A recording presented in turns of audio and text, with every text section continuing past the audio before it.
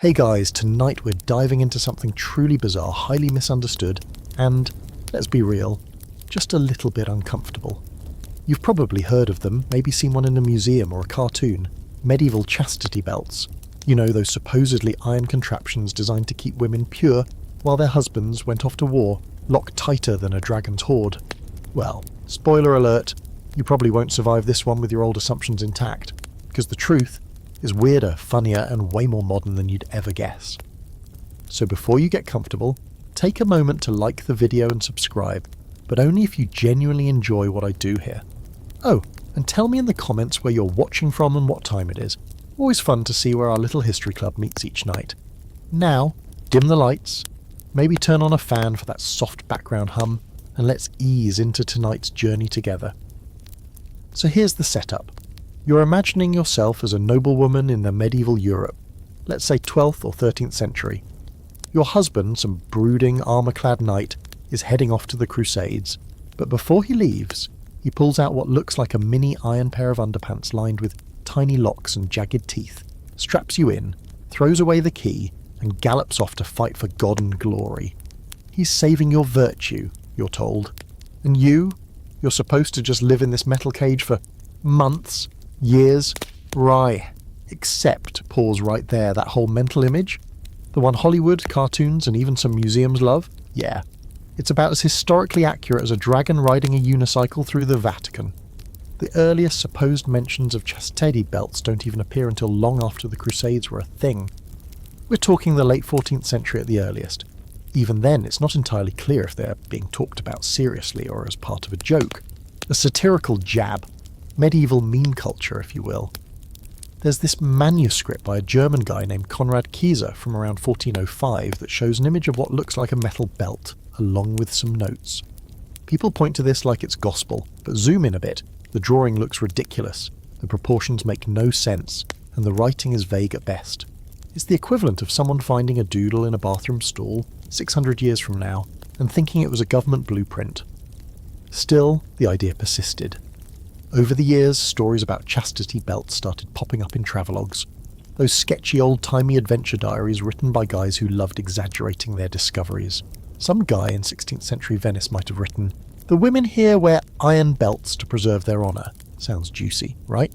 Except he never explains how they work, or how the women function, or, survive basic bodily functions. It's like saying, "The dogs here walk backwards," without bothering to show a single one.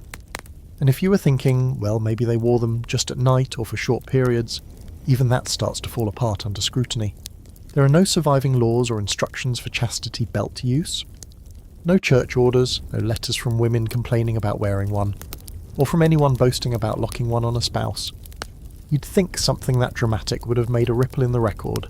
But no, crickets, except for scattered drawings and references that seem more like jokes than real instructions.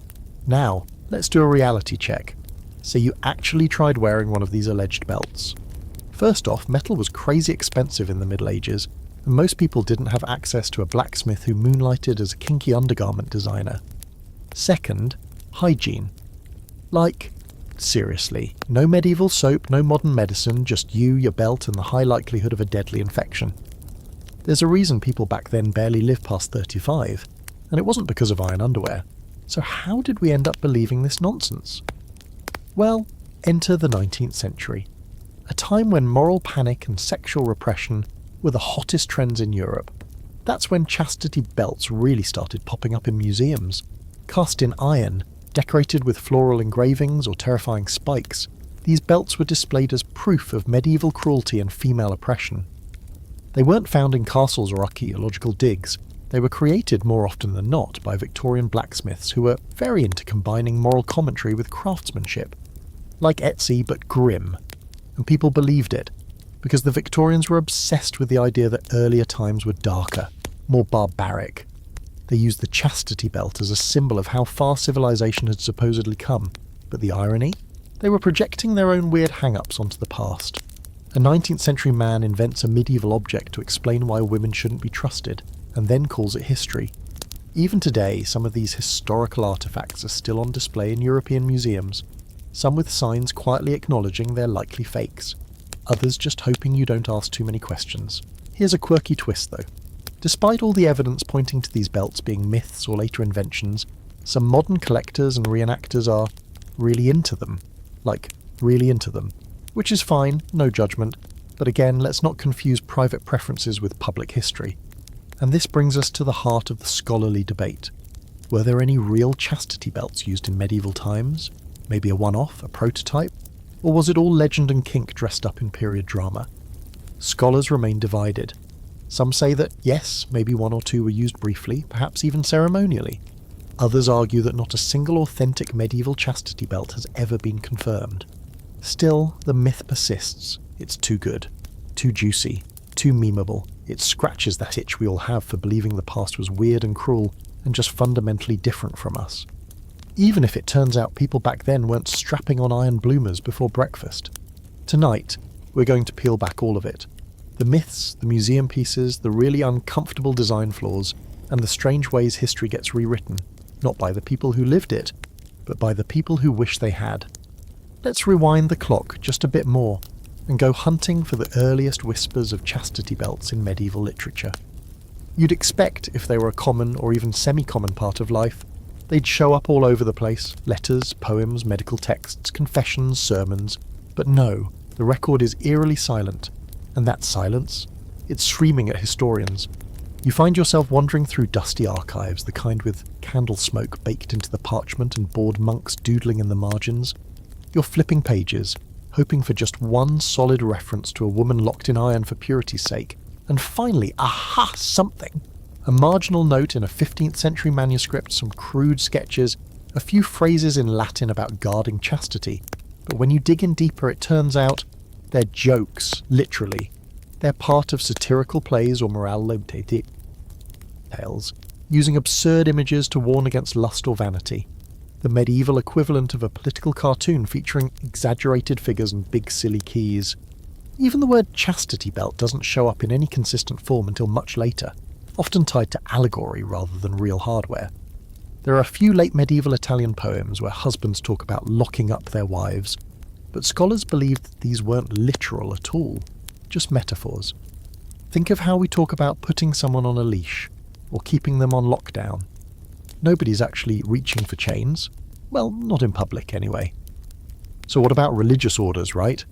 You might think nuns were required to wear something like a chastity belt to stay pure. Again, zero evidence. In fact, religious texts from the time focus more on spiritual purity and mental discipline than physical restraint. Medieval theology leaned heavily on the idea that true chastity came from the heart and the fear of damnation, not from mechanical devices. In other words, they were more likely to hand you a prayer book than an iron thong. Still, some people insist on digging up earlier proof. One of the most commonly misinterpreted sources is a strange little book called Bellifortis, written around 1405 by our old friend Conrad Kizer. It's mostly a manual on military engineering, catapults, siege engines, fire-launching machines, but tucked among the death-dealing devices is that infamous sketch of a chastity belt.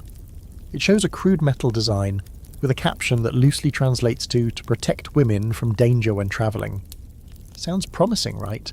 Except there are no details, no how-to, no actual instruction. And here's the kicker. It's placed in a section filled with borderline fantastical inventions, including things that never actually existed, like winged battle wagons and explosive arrows. So historians argue, was this just another whimsical idea in a book of whimsical ideas? Or was it real? Some say Kizer was being ironic. Others think he was just tossing out a weird suggestion, but no one agrees. The drawing is kind of like a medieval Bigfoot photo. Grainy, sketchy, and guaranteed to trigger a bar fight at any academic conference. Now, let's step away from the dusty books and walk the cobbled streets of Venice, Florence, maybe even Avignon. You're now a merchant, mingling with travellers from all over Europe. Every innkeeper has a tale. Ah yes, says one with a conspiratorial grin. In the East, they use belts of iron to keep their women chaste. He's never seen one, doesn't know how they work. But he's heard things, and so have you. Soon the rumour spreads, passed from sailor to noble to storyteller. It grows with every retelling, like a medieval game of telephone. By the time it lands in England, it's a full-blown morality tale, complete with elaborate keys and cruel husbands. Travelogues from this time often feature outlandish stories. In one 16th century account, a traveller describes a Turkish custom where women are supposedly kept locked up in metal devices, but modern scholars believe this wasn't based on any real sighting. More likely it was part of an exoticized fantasy, a way for Christian writers to paint Muslim societies as overly strict, cruel, or bizarre. Think of it as early propaganda. It's less "this is how they lived" and more "see how different they are from us. Aren't you glad you're Christian?" This tendency to exaggerate the customs of others wasn't limited to foreign lands. Medieval writers often applied it to their own societies, especially when trying to make a moral point. Chastity belts in this context functioned as a kind of narrative device, an absurd symbol of control that was meant to be metaphorical, not practical. A woman locked up in a belt wasn't an actual woman. It was a metaphor for sin being held at bay, or for society's attempts to keep women pure in a world full of temptation. Here's a delightfully odd fact. In some medieval plays, the chastity belt appears alongside talking animals, enchanted rings, and gender-swapping potions. It's not treated as a real object. It's part of the fantasy toolkit, a prop meant to get a laugh or deliver a heavy-handed lesson about temptation and fidelity. Kind of like how we use lie detectors in movies today. They're flashy and dramatic, but wildly inaccurate in real life. And still, the myth persisted. Why? Because the imagery was too powerful to ignore. A locked-up woman, a jealous husband, a literal key to her body. It was juicy, dramatic, and simple enough to latch onto. Even when logic screamed otherwise. How would you use the bathroom? How do you clean it? Doesn't rust chafe? The story stuck. Because it said something people wanted to believe. That desire was dangerous. That women couldn't be trusted. That men needed to control things. Of course, actual medieval women weren't walking around in fear of being locked into iron bloomers. Most were too busy surviving childbirth, famine, plague, and power-hungry in-laws. And let's not forget, women, especially noble women, had their own sources of power. They managed estates, arranged political marriages, and ran entire abbeys. They were in many cases the brains of the operation. No one was handing them a belt and saying, "Here, strap this on until I get back from killing Saracens." So here we are, staring into the strange void where fact and fiction blur. The earliest supposed mentions of chastity belts are flimsy at best, metaphorical at most, and definitely not the ironclad reality that pop culture wants us to believe. What we have instead is a long, tangled thread of exaggeration, fantasy, and moral storytelling, and that's just the beginning. Next up, we're going to look at how this whole mess got roped into the wider myth machine of medieval torture. Because nothing says history like putting a chastity belt next to an Iron Maiden and calling it a day. You step into a dimly lit 19th century museum hall, the kind with creaky wooden floors and glass cases thick with dust. Gaslight flickers along the walls, casting long shadows on the exhibits. You're here for the history, maybe hoping to feel a chill of the past. But what you find instead is a carefully curated freak show. In one display case, next to a rack of iron torture claws and a spiked interrogation chair, sits what appears to be an honest-to-God medieval chastity belt. Thick, rusted iron, heavy-looking, with tiny holes and a very dramatic locking mechanism. There's even a delicate floral engraving on the waistband, as if that somehow softened the whole "you shall not pass" energy it gives off. The sign beneath it reads, "Chastity belt, 15th century. Used by knights to ensure the fidelity of their wives while abroad." Sounds legit, right? Except it's not. None of it is. This entire hall, like many others across Europe in the 1800s, is a product of a very Victorian imagination, a mix of fear, moral superiority, and more than a little twisted humour. And chastity belts? They were the headliner. Let's be clear, the 19th century was obsessed with the Middle Ages, but not the real ones. No, they wanted the dark, terrifying morality play version, where dungeons were always damp, witches were burned weekly, and everyone spoke in vaguely threatening Latin. It was an aesthetic more than a reality, and chastity belts, supposedly the ironclad proof of male dominance and female submission, were perfect props for this vision. They weren't studied artefacts so much as theatre. A spooky costume piece in a morality play about how far society had come. Here's what really happened. As these museums popped up during the 1800s, curators wanted sensational objects, stuff that would shock, thrill, and keep ticket sales steady. And what's more shocking than a literal sex lock worn by women for months, maybe years, to stop them from cheating? These belts began appearing not because they were being discovered in ancient castles or uncovered in archaeological digs, but because they were being made for show. Some were even commissioned by the museums themselves or bought from metalworkers who had a flair for the dramatic. And if you think modern history is immune to misinformation, remember that some of these forged belts made their way into respected institutions, places like the Musée de Cluny in Paris or the British Museum in London. For decades they stood behind glass, unquestioned, as definitive proof of medieval misogyny. It wasn't until well into the 20th century that sceptical historians started pointing out a few inconvenient details, like the rivets being 19th century machine-made, or the lack of wear, because, surprise, real underwear tends to show some evidence of use, especially if it's made of metal.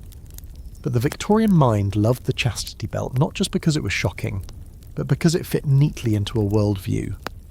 They were living through an era of massive cultural repression, especially around sexuality.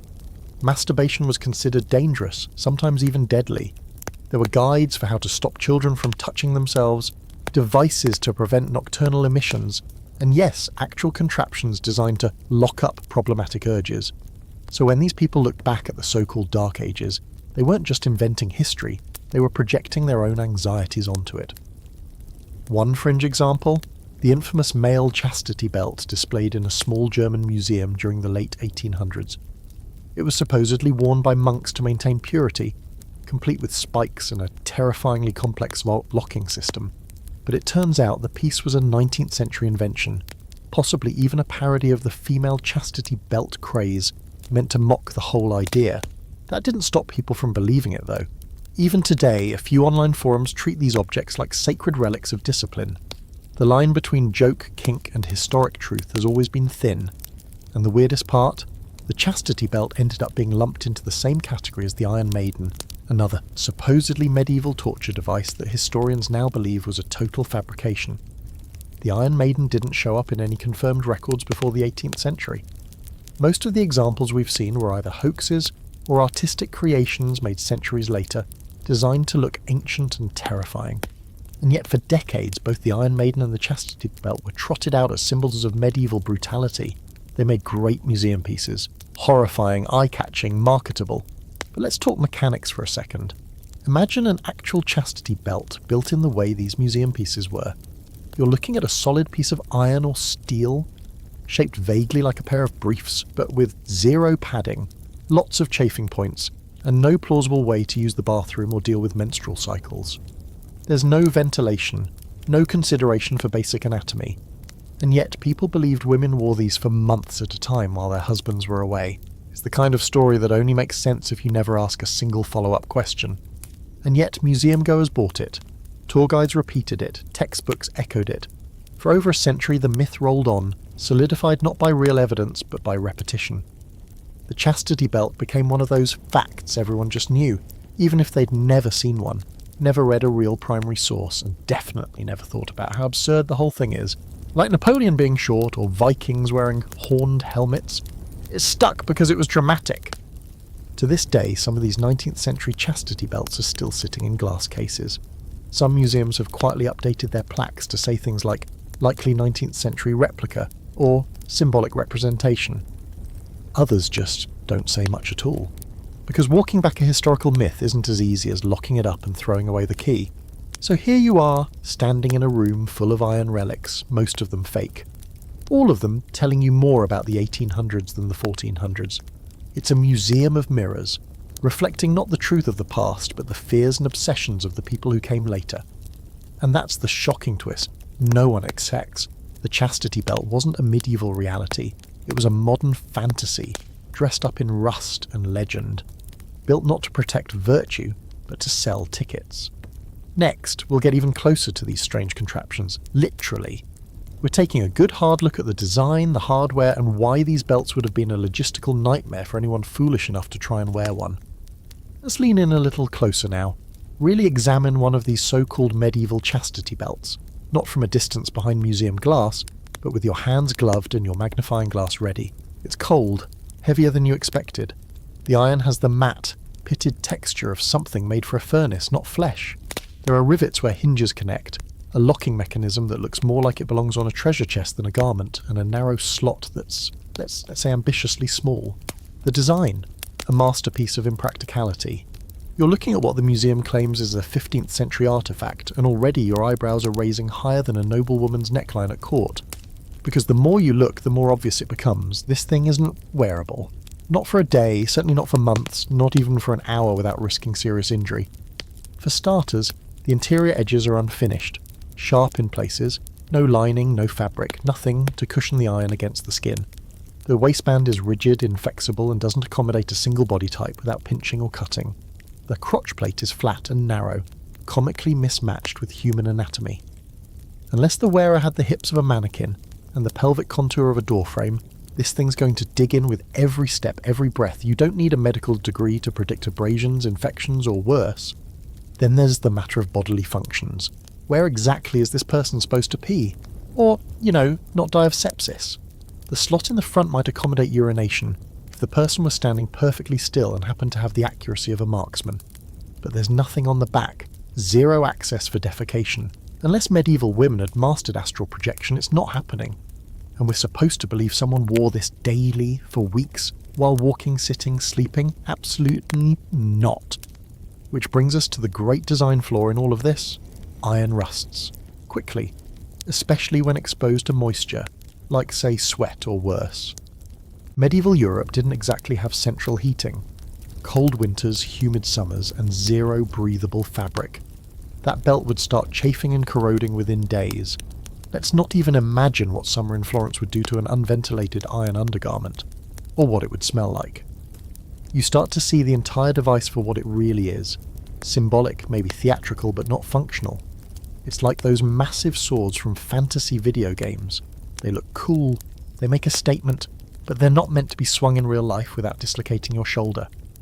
The chastity belt is the same, an object of performance, not practice. And yet the illusion was so convincing that even reputable historians fell for it. For decades, the existence of these objects was considered proof of medieval misogyny in its most brutal, literal form. After all, what says control like locking someone into a medieval jail cell for their pelvis? But then a new wave of historians started digging deeper. They examined these belts with forensic tools, carbon dating, metallurgical analysis, studies of tool marks and wear. The results, most of the belts labelled as 15th century, were made hundreds of years later, often in the 1800s or early 1900s. The iron wasn't hand-forged, but machine-cut. The locking mechanisms used keys from industrial eras. Some even bore maker's marks from modern factories. Oops. One particularly telling case? A chastity belt long displayed in a prestigious Austrian museum was tested and found to have welding patterns consistent with 19th century forges. The belt had been celebrated for decades as a genuine relic. It had even appeared in academic papers.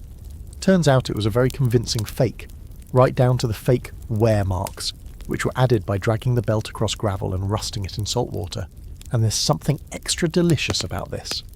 Because even if you could somehow accept the logistics, ignore the sharp edges, the infection risk, the lack of access, there's still a bigger problem. Keys. A physical key implies a physical lock. But if your husband's off to Jerusalem for 2 years, who's holding the key? Is he sending it back by carrier pigeon, hiding it in a clay pot under the chapel floor? The whole system depends on not needing to pee for months and not needing medical care or a locksmith. Also consider the consequences if the key was lost or broken. What then? Would they forge a new one? How? While the woman wears the belt the entire time, you can't exactly swing a hammer at someone's midsection and hope for the best. The only logical answer is that no one was ever seriously locked into these things, because nobody ever really had one. Still, there are fringe defenders of the belt's practicality. Some argue that a few belts may have been leather-based, not iron, less dramatic, more wearable, maybe used briefly during travel, or even for consensual kink before the word kink existed. There's a theory that some belts were medical devices, not chastity tools, used to stop self-harm or to prevent sexual activity in cases of mental illness. Even then, though, these weren't medieval. They were 19th century solutions, invented by moralists trying to tame unruly impulses, often without the patient's consent. Here's a quirky twist. Some chastity belts discovered in older collections turned out to be elaborate, lockable codpieces for men, possibly designed for flair, intimidation, or maybe even fashion. One French example featured a built-in dagger sheath and space for perfume, because of course it did. Medieval men weren't subtle. And so, as you examine the rusted loops and impossible seams of these so-called chastity belts, you begin to see them not as real-world objects, but as historical stage props. They were crafted to tell a story about power, about morality, about control, but not to be worn. Like a crown made of thorns, they symbolize something darker, more emotional than physical. They were a scare tactic in steel. In the next section, we'll pull back this camera a little more and examine how 19th century museum culture fueled the spread of these myths, and how forgery became a business model for men with metal and a twisted sense of humour. You're walking through a museum again, but this time the floorboards don't groan beneath your feet and the glass cases gleam with curated precision. You're in the 21st century now, and yet, there it is. Another chastity belt, still on display, still presented with just enough ambiguity to keep you guessing. Maybe the placard now says allegedly medieval, or believed by some to date to the 15th century. They've learned to hedge, but make no mistake, the belt is still here, still playing its part, still whispering its old myth into your modern ears. And how did it get here? Enter the 19th century's booming industry of museum frauds. You see, during the Victorian-era, there was a massive cultural hunger for relics of the past, especially objects that confirmed popular ideas about medieval life being harsh, dramatic, and wildly repressive. The Industrial Revolution had yanked society out of the old world, and people were nostalgic, terrified, and fascinated all at once. So when museums began cropping up across Europe and America, they needed inventory, not just coins and scrolls, but attention-grabbing items. Medieval helmets, plague doctor masks, spiked chairs, and yes, chastity belts. The more gruesome and theatrical, the better. The problem? Authentic artifacts were rare, fragile, or boring. So enter the blacksmith historian.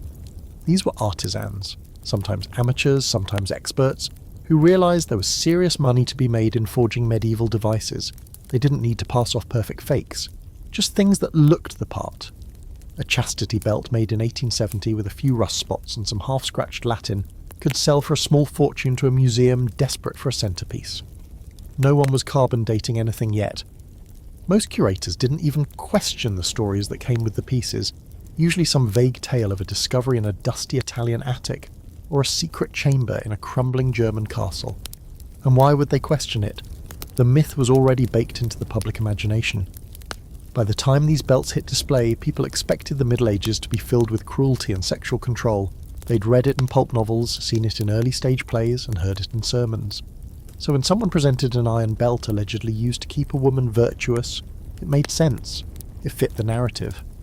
No one asked whether anyone had checked the metallurgy or considered basic human anatomy. The audience wasn't looking for truth. They wanted theatre. Even respected institutions fell for the show. The British Museum, for example, once proudly displayed a medieval chastity belt that later turned out to be a 19th century fabrication. In France, the Musée de Cluny had several on display until scholars quietly began to question the timelines and construction techniques. Some museums, like Vienna's Heeresgeschichtliches Museum, eventually reclassified their belts as probable fakes, but only after decades of misleading signage and wide-eyed field trips. One particularly strange case comes out of Germany, where a museum displayed a chastity belt with such aggressive design. Spikes, traps, locking mechanisms so absurd they belonged in a cartoon. It was later revealed to be a satirical art piece mistaken for the real thing. Someone had made it as a joke or a statement, and someone else thought, yes, this belongs in the medieval torture wing. But here's where it gets even more surreal. Some of these forged belts did make their way into private collections where they were treated with almost religious reverence, not as artifacts, but as cautionary tales, symbols of morality, discipline, or patriarchal order. Victorian gentlemen would proudly own one, not for fun, but as a teaching tool. Look, they'd say, at how far we've come, or worse, look at what we should bring back. That metal object behind the glass wasn't just a fake, it was a fantasy, lovingly preserved, and sometimes the fakes weren't even malicious, they were performance art. Created by blacksmiths who wanted to comment on repression, on gender politics, on the absurdity of trying to control human desire. But once they left the forge and entered a museum, that context vanished. They were interpreted literally, repackaged as history, and paraded as proof of medieval brutality. A quirky little example. In the late 1800s, a travelling exhibition in London featured what was called the Maiden's Vice, a chastity belt allegedly found in a Scottish monastery. It had filigree on the sides, a velvet lining, really, and a lock engraved with a crest no one could identify. The story was that a monk wore the key around his neck while supervising the young women under his care. The truth? It was created by a prop designer from a local theatre company. Someone had made it for a stage play and then sold it when the production ended. It passed hands a few times, picked up a fictional origin story, and ended up on tour with banners declaring it an artefact of holy discipline.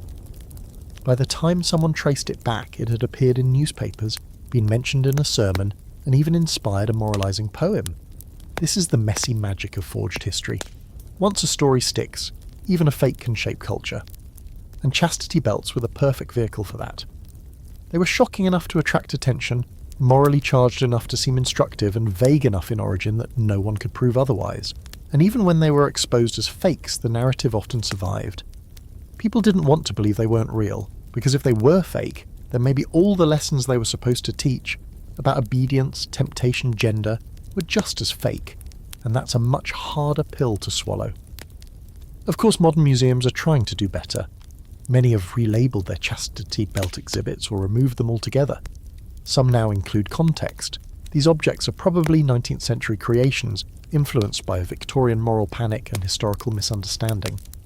But the myth is still alive in pop culture, in internet jokes, and even in some academic corners.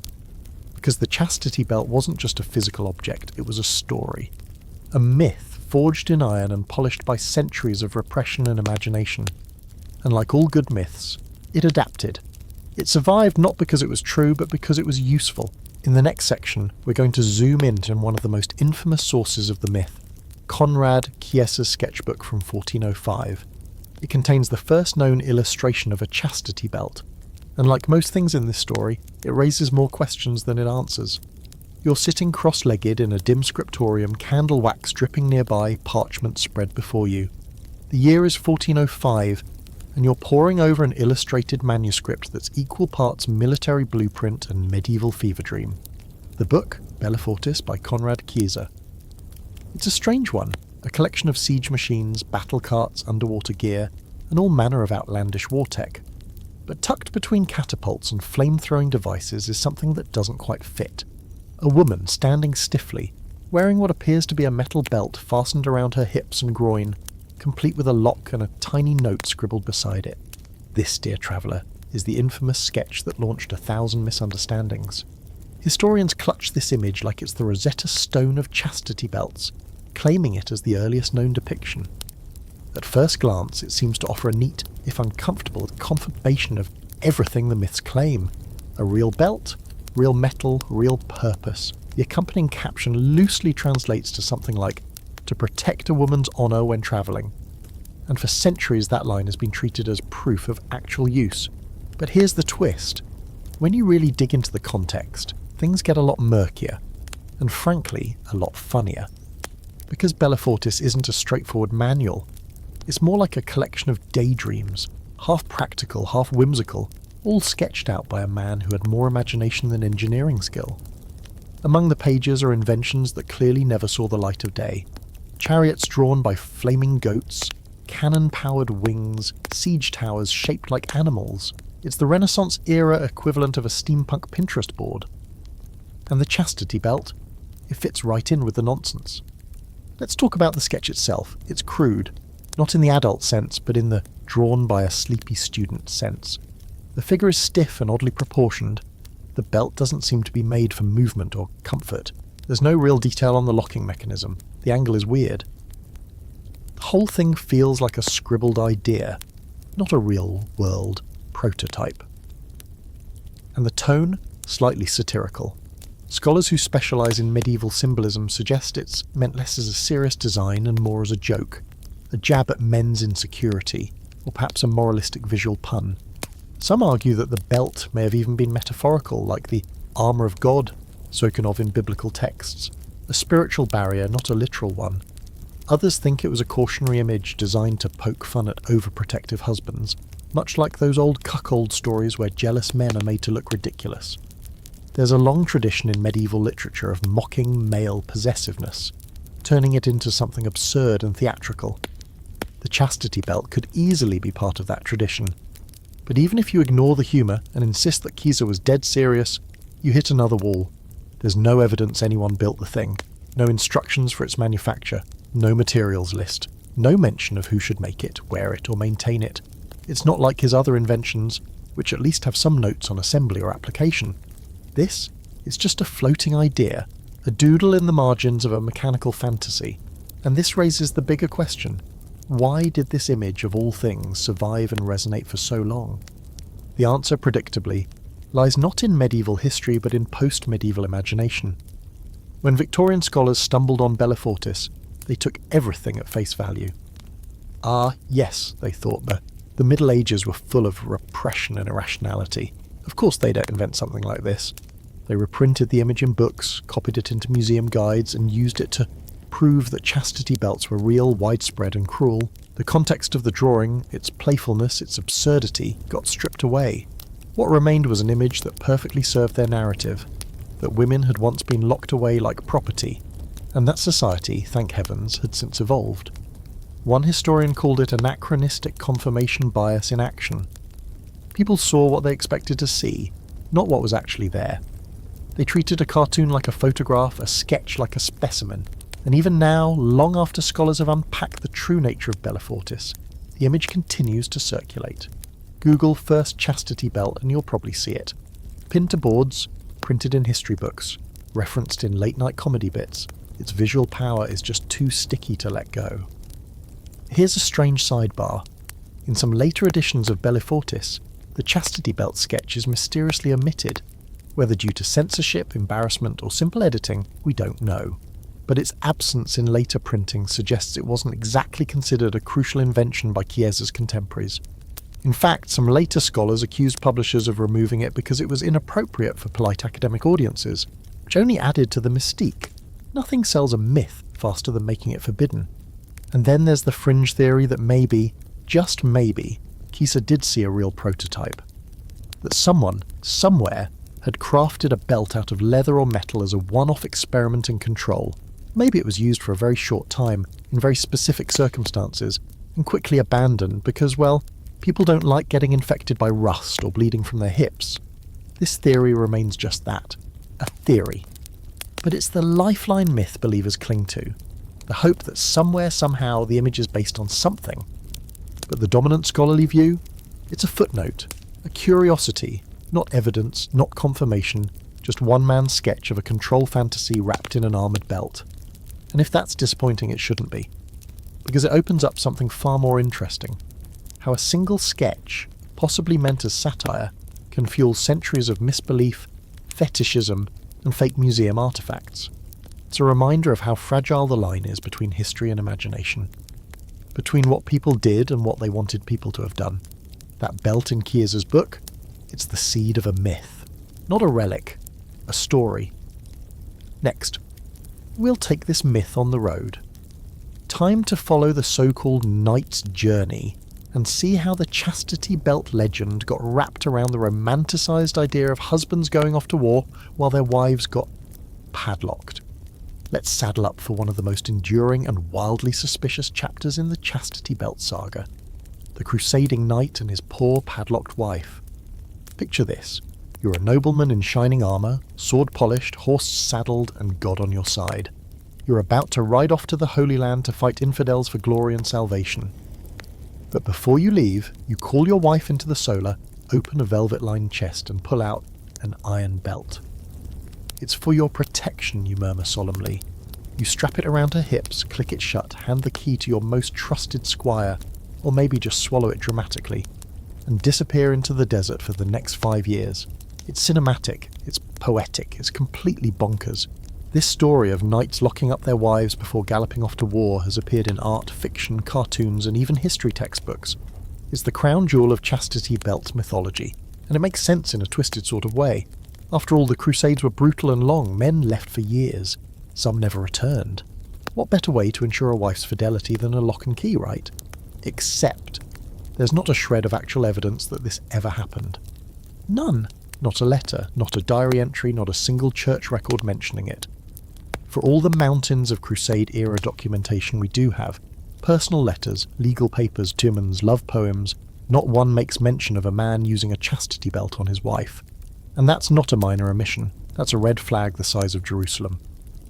Let's put aside the emotional horror of this for a second and look at the logistics. If you're riding off to war, are you really going to leave your wife in a literal metal cage, knowing she has to survive plagues, political manoeuvring, pregnancies, and running the estate while you're gone? That's not just cruel, it's colossally stupid. Noble women weren't delicate flowers waiting in towers, they were often the backbone of estate management. They collected taxes, negotiated disputes, arranged alliances. If anything, they were more powerful when their husbands were away. Strapping one into a sanitation nightmare would be like tying up your CEO before heading to a board meeting. Also, let's not pretend the men were saints. The whole idea that a chastity belt was to protect a woman's virtue while her husband remained perfectly loyal abroad is laughable.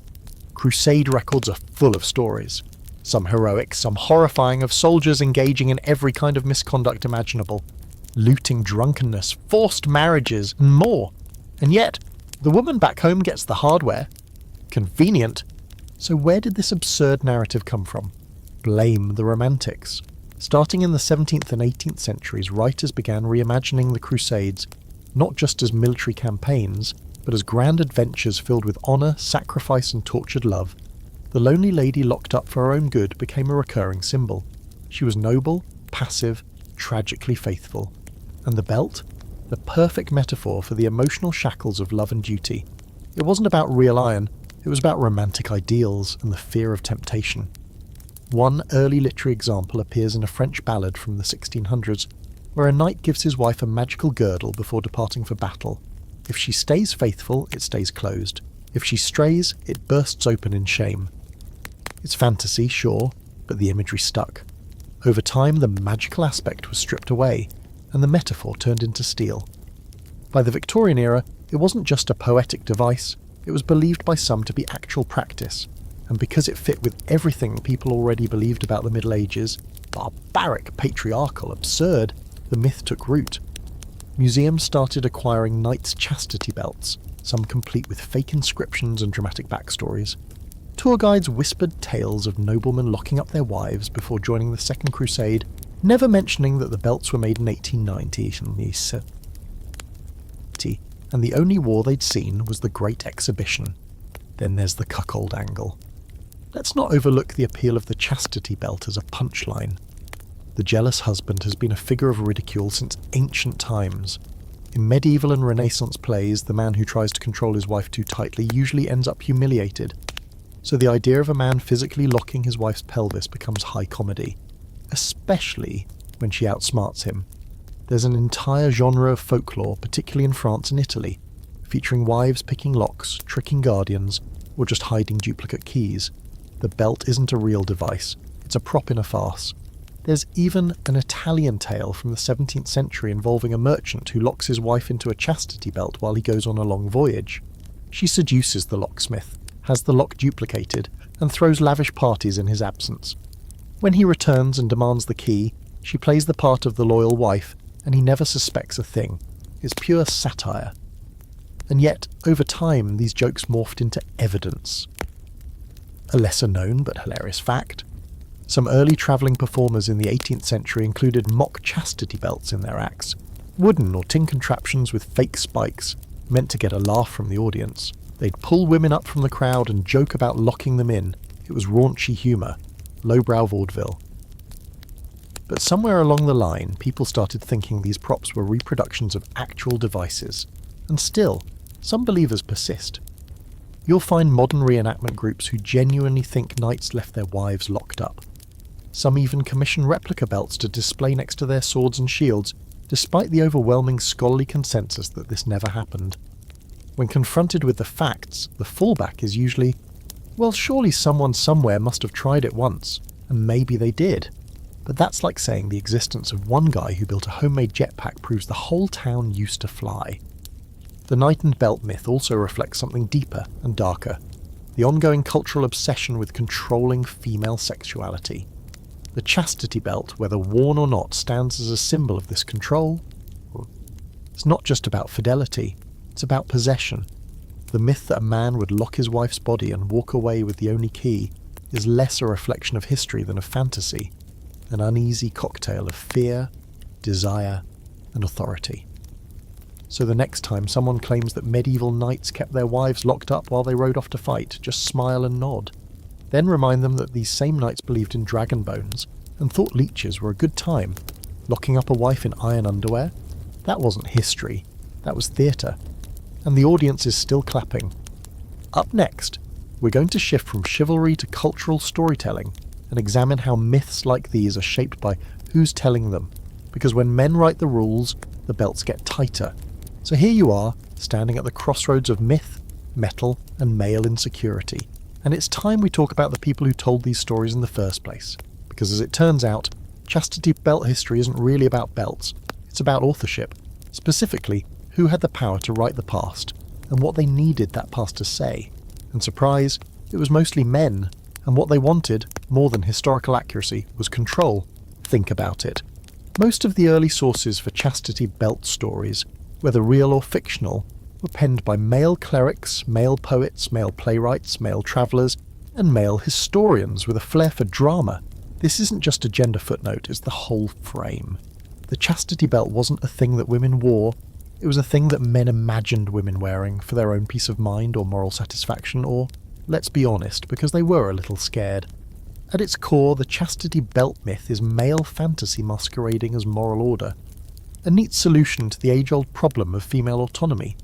If you're anxious about your wife's fidelity, or your daughter's innocence, or the fragile illusion that your household honour rests entirely on someone else's genitals, why not invent a tool that promises control, that guarantees it? A lock, a key, a seal of ownership forged in iron. What better way to soothe an insecure ego? It's important to realise that this isn't just a medieval impulse. The idea that women's bodies require guarding, regulating, or literal locking has appeared in different forms across countless cultures. The chastity belt just happened to be the Western steel-plated version of the same anxiety. And like all good patriarchal tools, it cloaked itself in the language of love and safety.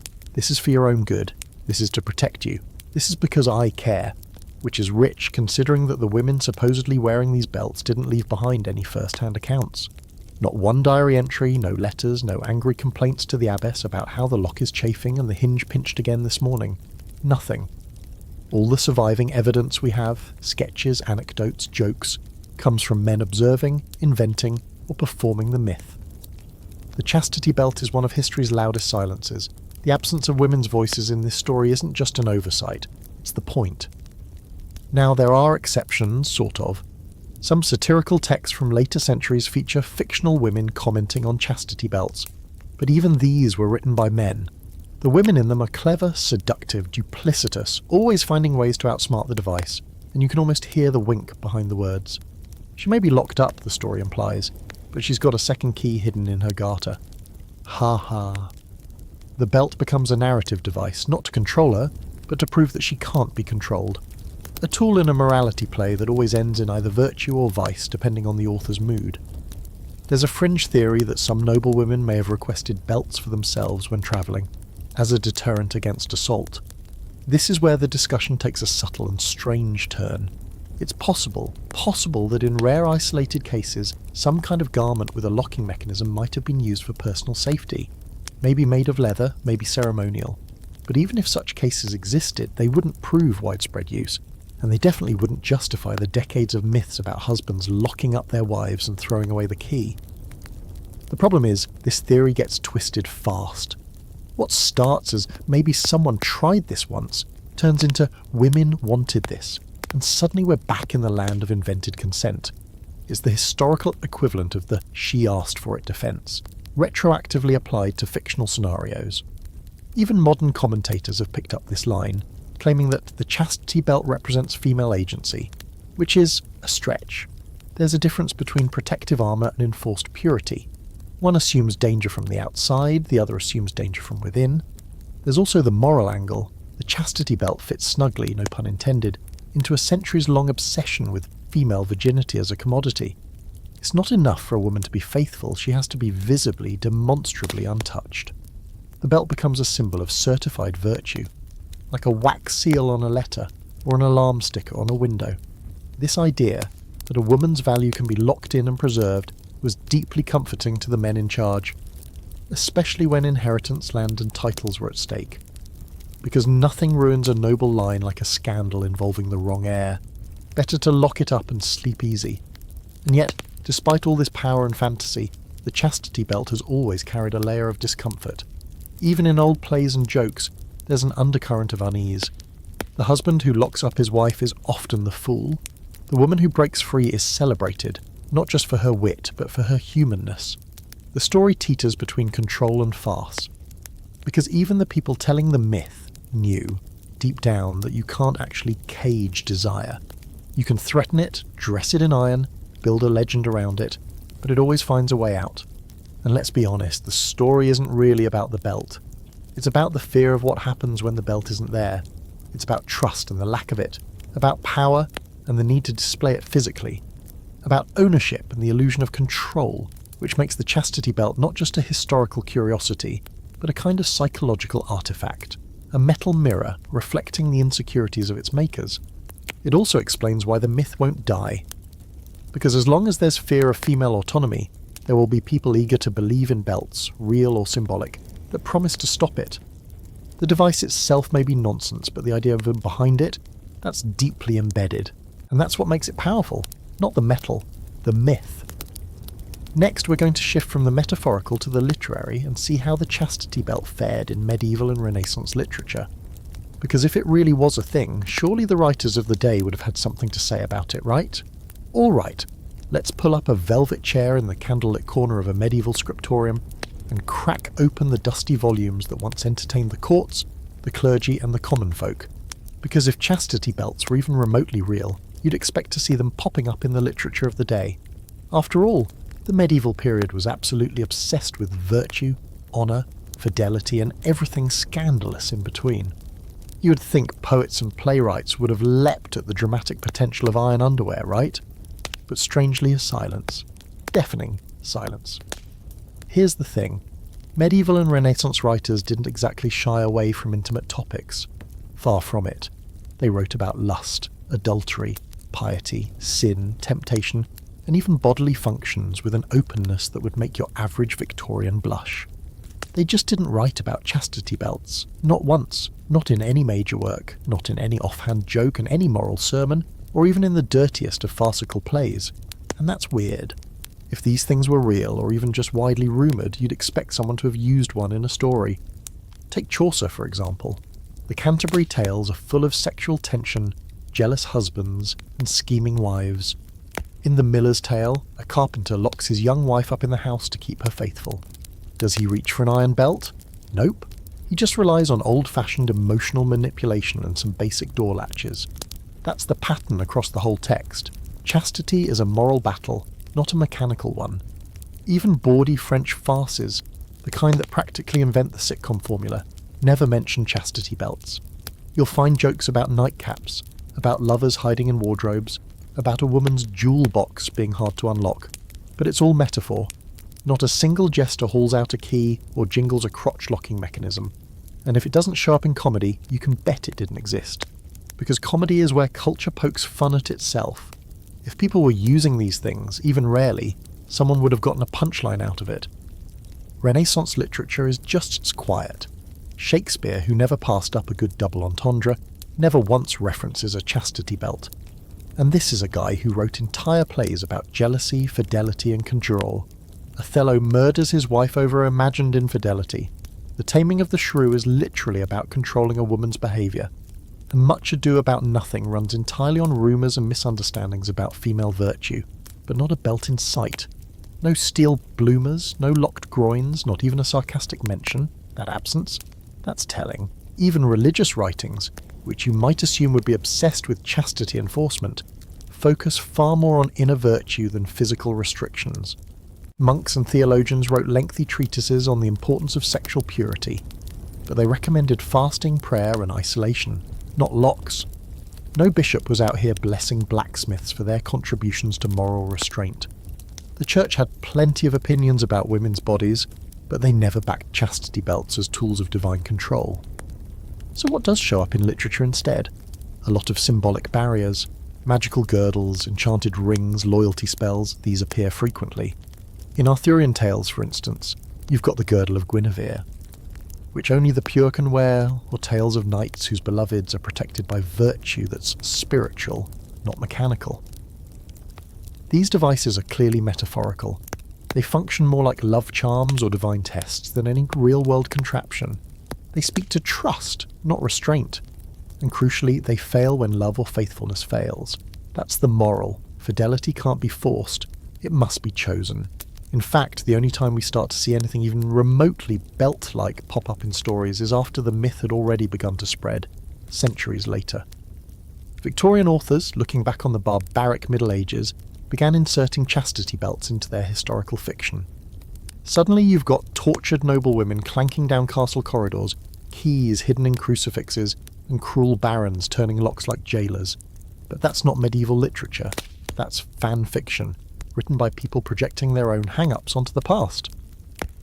One popular example, the 1833 novella La Ceinture de Chastité by French writer Méry. It's set in medieval times and features, surprise, a chastity belt as a plot device. The whole thing reads like a proto-Gothic bodice ripper full of lust, betrayal, and eventually the unlocking of more than just the belt. The Victorians ate this up. They loved imagining the Middle Ages as a mix of romance and horror, where everyone was either dying of piety or desire. But even then, it was understood to be fiction. Titillating, but not true. Of course, not everyone has gotten the memo. Some conspiracy-minded historians have pointed to the literary absence as proof that chastity belts were too taboo to mention. The unspoken truth theory. That's always convenient, isn't it? There's no evidence because the evidence was too dangerous. But history doesn't really work that way. If the past has taught us anything, it's that humans are terrible at keeping secrets. We write everything down, we whisper it in poems, and we carve it into pews and scratch it into jail walls. If chastity belts were a real part of everyday life, someone would have complained, or joked, or slipped it into a limerick. Instead, what we get is centuries of silence. Not because the belts were real and unmentionable, but because they were never real to begin with. They weren't part of the mental. Furniture of medieval people. They weren't in their plays, their poems, or their prayers, and that silence is louder than any forged museum relic or sketch in the margins of Bellifortis. Now here's a quirky footnote. One of the only vaguely early mentions of something belt-adjacent comes from a late 16th century collection of jokes called Facetiae by Poggio Bracciolini, where a jealous husband is tricked by a clever wife into thinking she's wearing a magical anti-adultery device. It's played entirely for laughs. And again, it's not about a real belt, it's about the idea of male control being an illusion. The punchline is the failure of control, not its success. So what do we make of all this? If the belt never shows up in the stories people told each other, it probably didn't show up in their underwear drawer either. Real cultural practices leave fingerprints. The chastity belt myth, on the other hand, leaves nothing but smudges. It's an echo from the future, projected backward like a shadow puppet, a symbol, not a souvenir. Next, we're going to get uncomfortably real for a moment and dive into something the myth conveniently ignores: medieval hygiene. Because once you really consider how people handled the basic messiness of life back then, the idea of voluntarily wrapping one's private parts in rust-prone iron becomes not just unlikely, but absolutely impossible. Let's take a break from scrolls and sketches and get down to something a little more tactile. You, dear listener, are now living in a medieval village. You've got a thatched roof, a goat that won't shut up, and exactly zero indoor plumbing. Water is cold, scarce, and often suspicious. Baths, rare. Soap, harsh and inconsistent. Now imagine, just for a moment, that on top of this fragrant lifestyle someone hands you a solid iron undergarment. For your virtue, they say, like it's a gift. A snug, rust-prone, unventilated device with a lock at your navel and absolutely no opening at the back. Welcome to the most impractical nightmare accessory ever conceived. Let's talk about hygiene. The Middle Ages weren't quite the filth swamp that modern people sometimes imagine. People did care about cleanliness, but the methods and resources were a far cry from what we'd consider acceptable today. Bathhouses existed, especially in cities, but they were communal, sometimes mixed gender, and always intermittent. For the average person, bathing happened sporadically and was often seasonal. You might wash your hands and face with a basin, but full-body scrubbing? That was an ordeal. Now, imagine adding a chastity belt to the equation. A device you cannot remove without a key.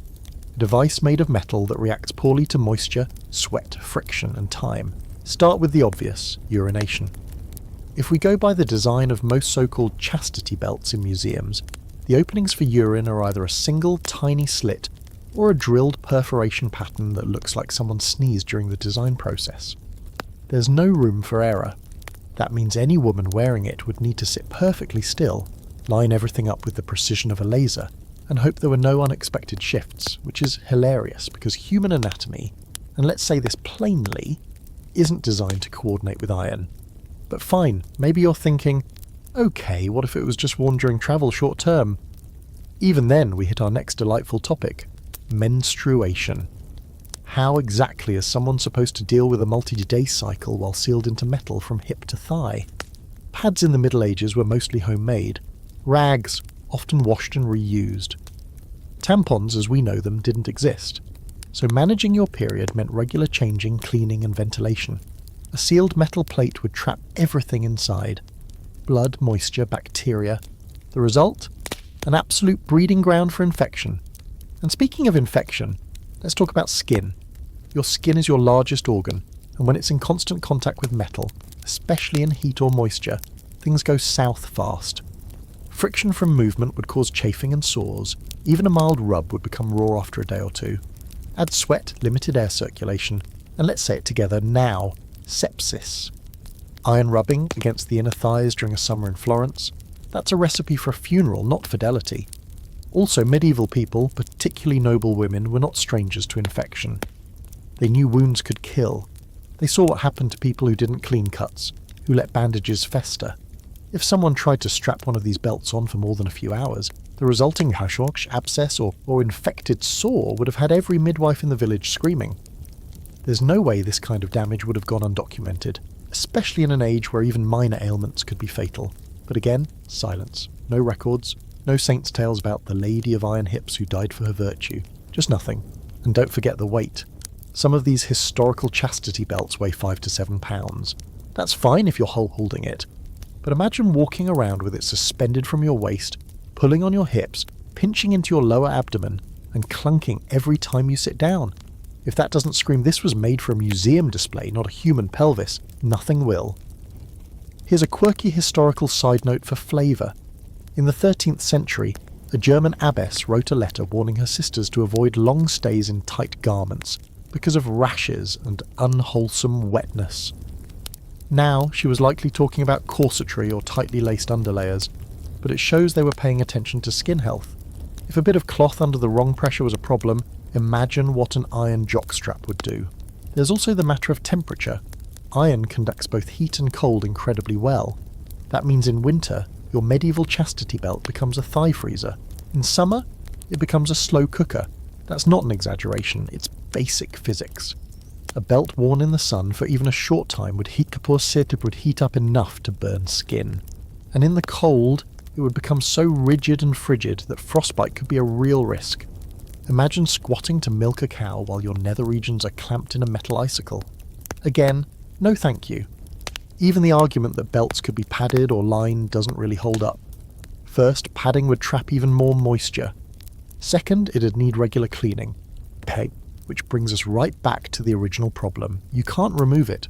If the whole point is to lock it on until the husband returns from battle, then there's no way to safely clean the inside without removing it, unless you're expecting her to stand in a tub and pour boiling water down the front. Spoiler alert, she's not doing that. Let's be blunt, these things are incompatible with life. Even if worn temporarily, they would cause pain, skin trauma, urinary tract infections, menstrual complications, and potentially deadly wounds. This isn't conjecture, it's just anatomy. Real living bodies don't tolerate iron corsets with built-in keyholes. Which leads us to the only reasonable conclusion. These things weren't designed to be worn. They were designed to be seen, maybe for shock, maybe for satire, maybe for kink, but they weren't functional garments for living women navigating medieval life, because if they were, they'd have killed those women, and someone would have written that down. In the next section, we'll fast forward a few centuries to see how the Victorians took this sweaty, unsanitary myth and gave it a second life. This time not in castles, but in polite parlours, moral guidebooks, and museum halls thick with judgment. So let's roll up our ruffled cuffs and sip something lukewarm and judgmental, because we've officially entered the Victorian era, the age of moral panic, sex repression, and truly excellent moustaches. If the medieval world barely acknowledged chastity belts, the Victorians went all in. They dusted off the myth, gave it a fresh coat of self-righteous paint, and rebranded it as historical fact. The irony? This was the age of corsets so tight women fainted at dinner, and yet they had the nerve to clutch their pearls over what they imagined to be barbaric medieval undergarments. Now, to understand why chastity belts had a renaissance in the 19th century, you have to understand what the Victorians feared, and the answer is simple. Everything. They feared sex, they feared moral decay, they feared that if left unattended for more than 5 minutes, the human body would sprint naked into a brothel and die of sin. So they responded the only way they knew how, by inventing rules, rituals, and devices that would hold everything in, down, or back. Into the chastity belt, stage left. Not because anyone discovered an actual one from the 1300s, but because it was just too perfect. It fit the narrative. What better proof of the Middle Ages' savagery, and by extension, a Victorian moral superiority, than a belt that locked a woman's virtue in a little iron box? For Victorians, the chastity belt wasn't a curiosity. It was a warning, a grotesque trophy from a time when people took morality so seriously they literally forged it. And so museums began displaying them, not just one or two, but dozens. The Museum of Torture in Rothenburg, the Tower of London, the Musée de Cluny in Paris. These belts were dramatic, grim, and often displayed next to spiked chairs, thumbscrews, and the Iron Maiden, which, fun fact, was also mostly a myth. Curators rarely questioned the provenance. Visitors gasped. School children were scandalised. It was history at its most theatrical and least accurate. The belts themselves, of course, were recent. Most were forged in the 1800s, some even in the early 1900s. You can spot the difference immediately if you know what you're looking for. Machine-made rivets, perfectly symmetrical stamping, modern metallurgy. Some belts were engraved with fake Latin to make them seem older. Others included comically exaggerated spikes, hinges, and padlocks, devices that would have been physically unwearable and laughably impractical in any real-world scenario. But that didn't matter, because the story was more valuable than the truth. The chastity belt became a kind of anti-moral relic. It let Victorians feel smug about their own restraint while wagging a finger at their naughty ancestors. We may faint at ankles, they seem to say, but at least we don't lock women in iron panties. Never mind the fact that they were inventing those very panties themselves. Here's where it gets even weirder. At the same time these belts were being showcased as historical horrors, real-life Victorians were inventing their own versions for modern use. Not to control wives, but to curb a different enemy, masturbation. That's right. The 19th century saw an explosion of pseudo-medical devices designed to stop boys and girls from touching themselves. Doctors warned that masturbation could lead to blindness, madness, and depletion of vital energies. Parents were terrified, and so inventors stepped in, offering belts, gloves, metal cages, and even spiked rings designed to cause discomfort or outright pain if someone got too friendly with themselves after bedtime. These weren't medieval holdovers. They were brand new, patent-protected products, sometimes advertised in medical catalogues alongside tonics and scalp massagers. Some included locking mechanisms, others used sharp teeth or jagged wires. It wasn't about love or fertility anymore, it was about control, pure and simple. The chastity belt, reincarnated, had found new victims, children and teenagers. One especially grim example. The female anti-masturbation corset, a high-waisted iron belt lined with pressure points meant to make any nocturnal movement unbearable. Worn under dresses and allegedly prescribed by doctors, it was part of a larger medical movement that included clitoridectomies and cold water enemas. all to save the innocent from their own bodies. Sound medieval? Nope. That was all modern innovation, courtesy of the same culture that turned up its nose at Dark Age cruelty. And all of this happened alongside a publishing boom. Victorian historians, armchair scholars, and moralists began writing books about the sins of the Middle Ages, many of which included earnest descriptions of chastity belts.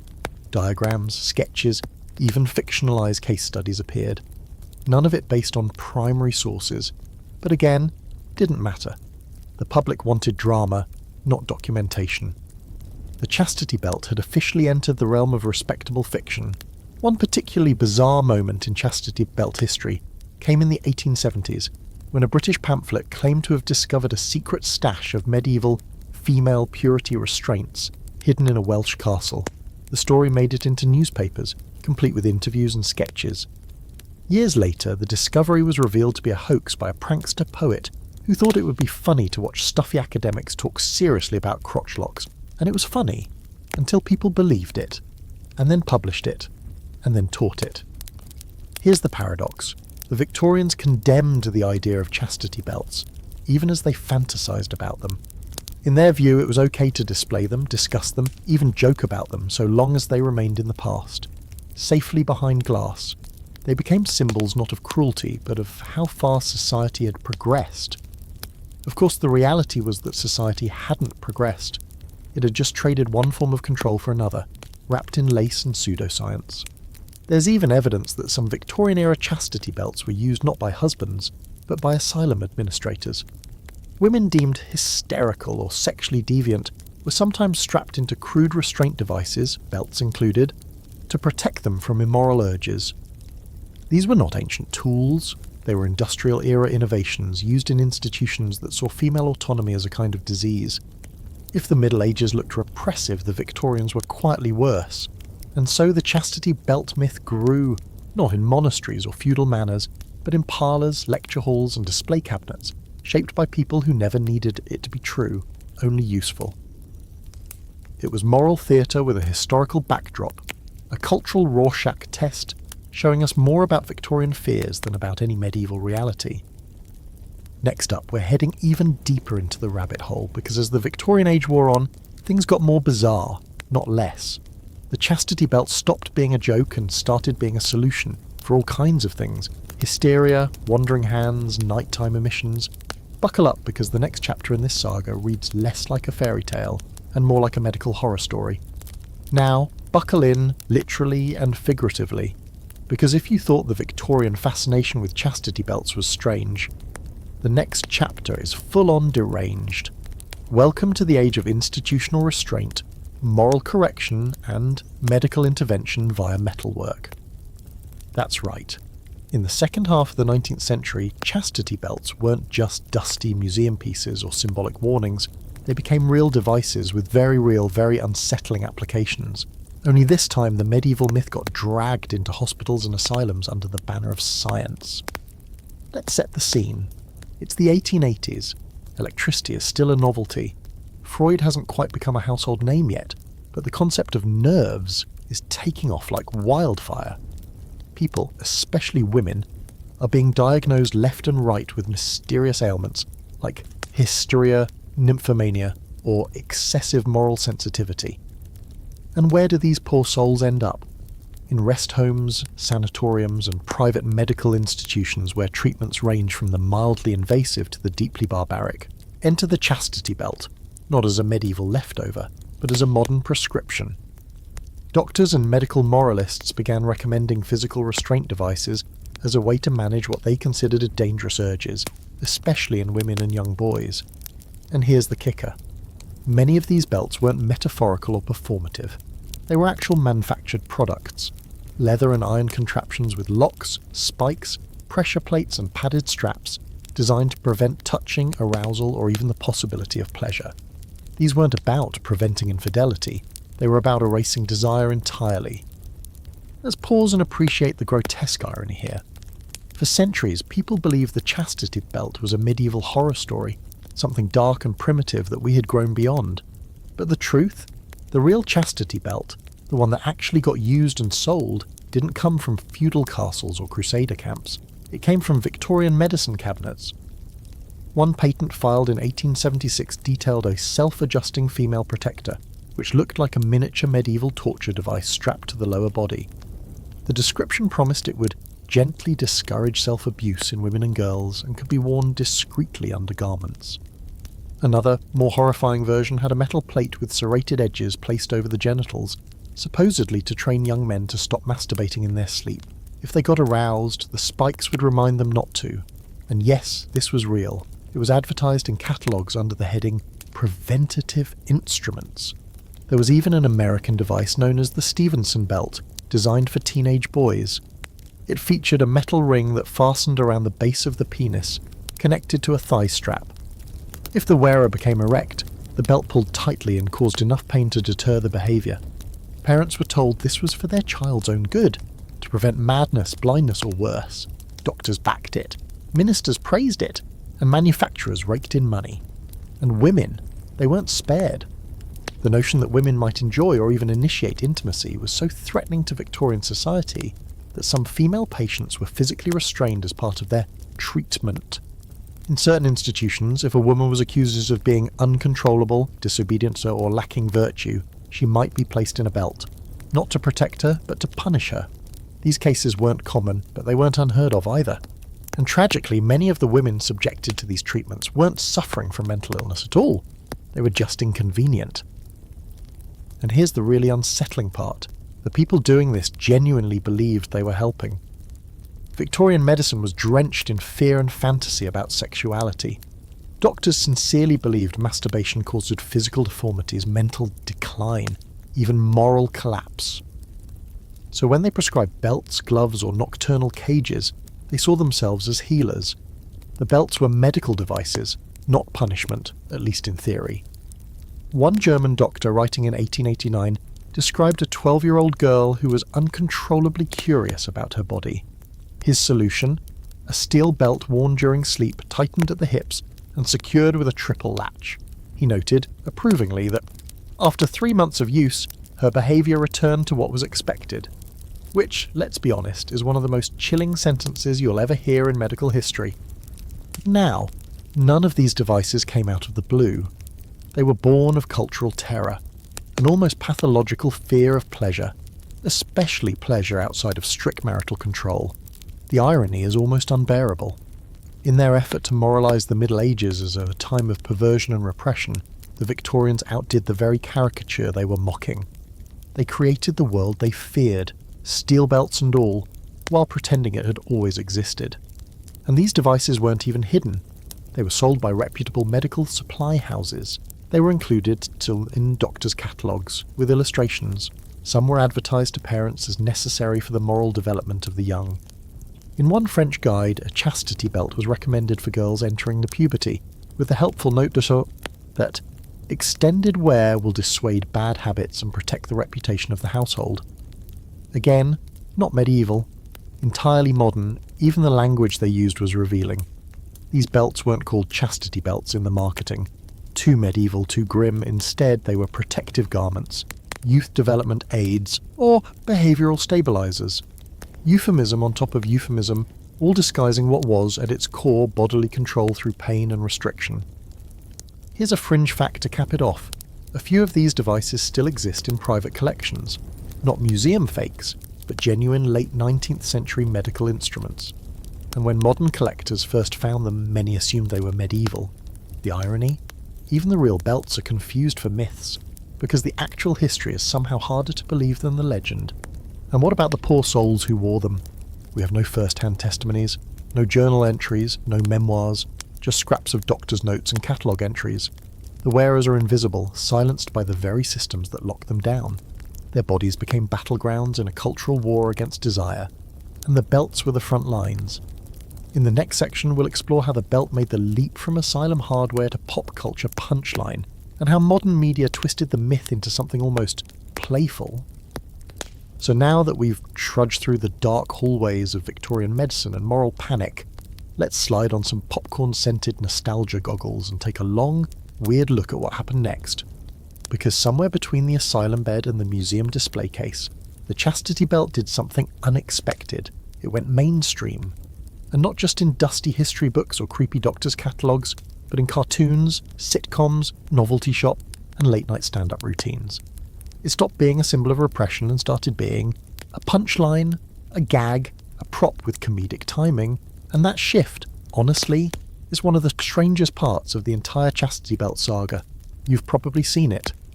Some damsel tied to a tower with a heart-shaped lock around her pelvis. Or a cartoon knight jingling a comically oversized key. Maybe a modern sitcom where a character discovers a belt in the attic and hilarity ensues. Somewhere along the line, the Chastity Belt stopped being terrifying and started being funny. Painfully, awkwardly funny.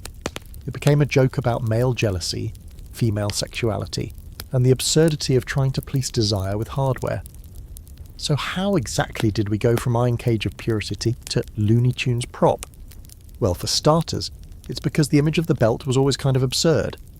Even back when people took it seriously, it was hard to picture anyone actually wearing one, without also imagining them waddling like a penguin and making a constant clanking noise, and that absurdity made it ripe for satire. By the early 20th century, stage performers had already started using chastity belts as comic props. Vaudeville acts would pull out replica belts for laughs, often paired with jokes about suspicious wives or overprotective fathers. It was cheap, easy humour, 1 part kink, 2 parts insecurity. And Hollywood? Oh, it couldn't resist. One of the earliest film uses of a chastity belt gag appears in the 1920s silent film When Nights Were Cold, a parody of medieval epics. The belt is oversized, jangly, and impossible to ignore. The audience laughs, not because they believe it's historically accurate, but because it's so clearly not. The belt becomes shorthand for sexual frustration, for mistrust, for that timeless comedic favourite, the idiot husband who tries too hard to control the world and ends up making everything worse. That formula didn't fade with time. In fact, it got louder. By the time we hit the 1960s and 70s, an era exploding with sexual revolution and anti-establishment humour, the chastity belt became a favourite go-to for poking fun at outdated values. You had movies like The Chastity Belt in '67, where Tony Curtis plays a knight who gifts his new bride a steel girdle on their wedding night, only to spend the rest of the film regretting it. The joke? He can't find the key and neither can she. Womp womp, cue the innuendos. In that context, the chastity belt worked not as a symbol of repression, but as a relic of stupidity, a metaphor for how dumb old morality used to be. These stories never treated the belts as real historical tools. They treated them as laughable overreactions. They mocked the idea of trying to lock down desire, often by showing how easily it backfired. The belt becomes a comedy of errors. The wrong key, the wrong timing, the desperate husband turned into a clown. Of course, like all running gags, the more it got used, the more it drifted from anything remotely resembling historical truth. By the time cartoons got their hands on it, Bugs Bunny, the Flintstones, even Scooby-Doo, the belt was practically a piece of fantasy gear. It appeared in episodes involving haunted castles, time travel, or costume parties. It jangled, it gleamed, it always got stuck at the worst possible moment. Nobody questioned its origin, it was just part of the medieval aesthetic, right next to turkey legs and catapults. Then came the novelty industry. By the 80s, you could walk into a gag gift shop and buy a plastic chastity belt for bachelor parties. They came in pink or silver, often with "property of husband" written across the front in cursive. Some were sold with fake keys, some with built-in whistles. They were marketed as light-hearted jokes, the kind of thing you'd wrap up for a bridal shower as a cheeky nod to tradition. And again, the message wasn't really about purity. It was about control, and how silly that control looked when turned into hardware. It was never about history anymore. It was about sex. Awkward, repressed, cartoonish sex. Which brings us to one of the most interesting cultural reversals, the reclaiming of the chastity belt by the very people it was supposedly used to control. In certain corners of the fetish community, chastity's belts became a consensual kink. Not the crude Victorian tools of pain and punishment, but sleek, customizable devices made of stainless steel or high-grade plastic, designed for roleplay, discipline, or psychological teasing. And here, for the first time in the belt's long-twisted life, control became consensual. The person wearing it often chose it, sometimes even loved it. In that sense, the chastity belt transformed again, not into a tool of oppression, not into a joke, but into a prop of power dynamics that were openly discussed and freely agreed upon. And let's be clear, This version isn't about virtue, it's about communication. Ironically, it's probably the least repressive form the belt has ever taken. Of course, most people never see that side. To the average viewer, the chastity belt is still just a punchline, a relic in a cartoon, a thing you laugh at, not take seriously. And there's something fascinating about that. The way a device so deeply tied to fear, power and myth eventually became a party favour. You could argue it was a kind of cultural healing, that by turning it into a joke, society robbed it of its fangs.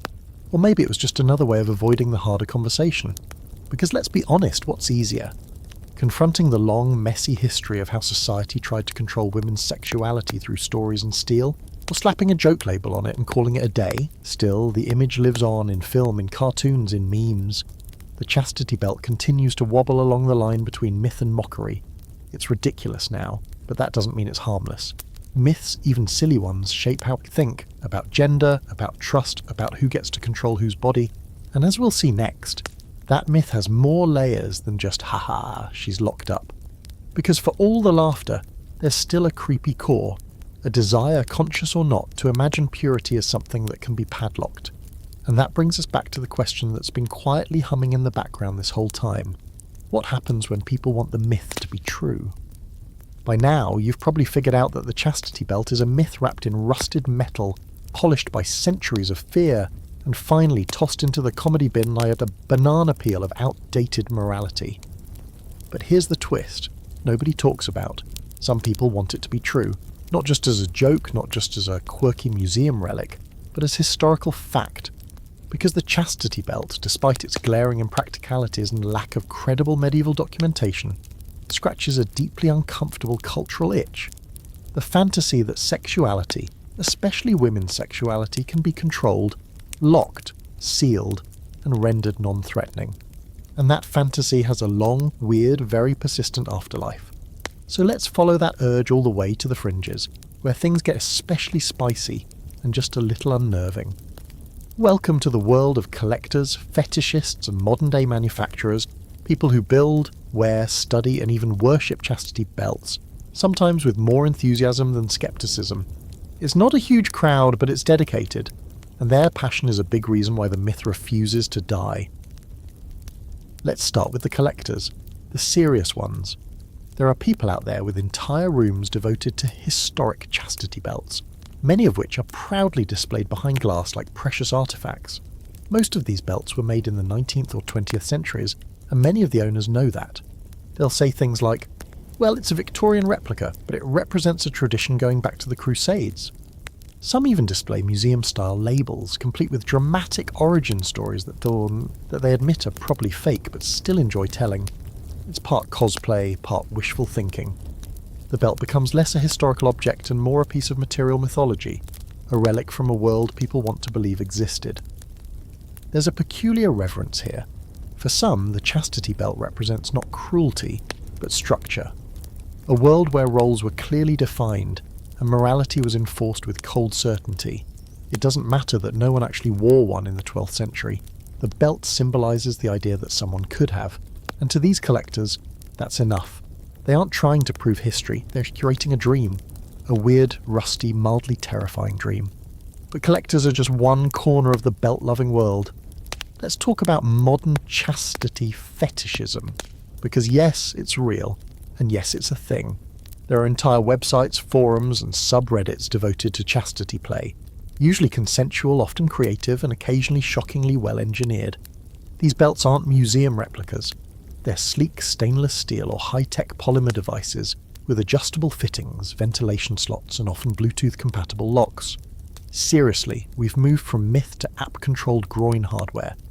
And unlike the mythical belts of yore, these devices are meant to be worn, by choice.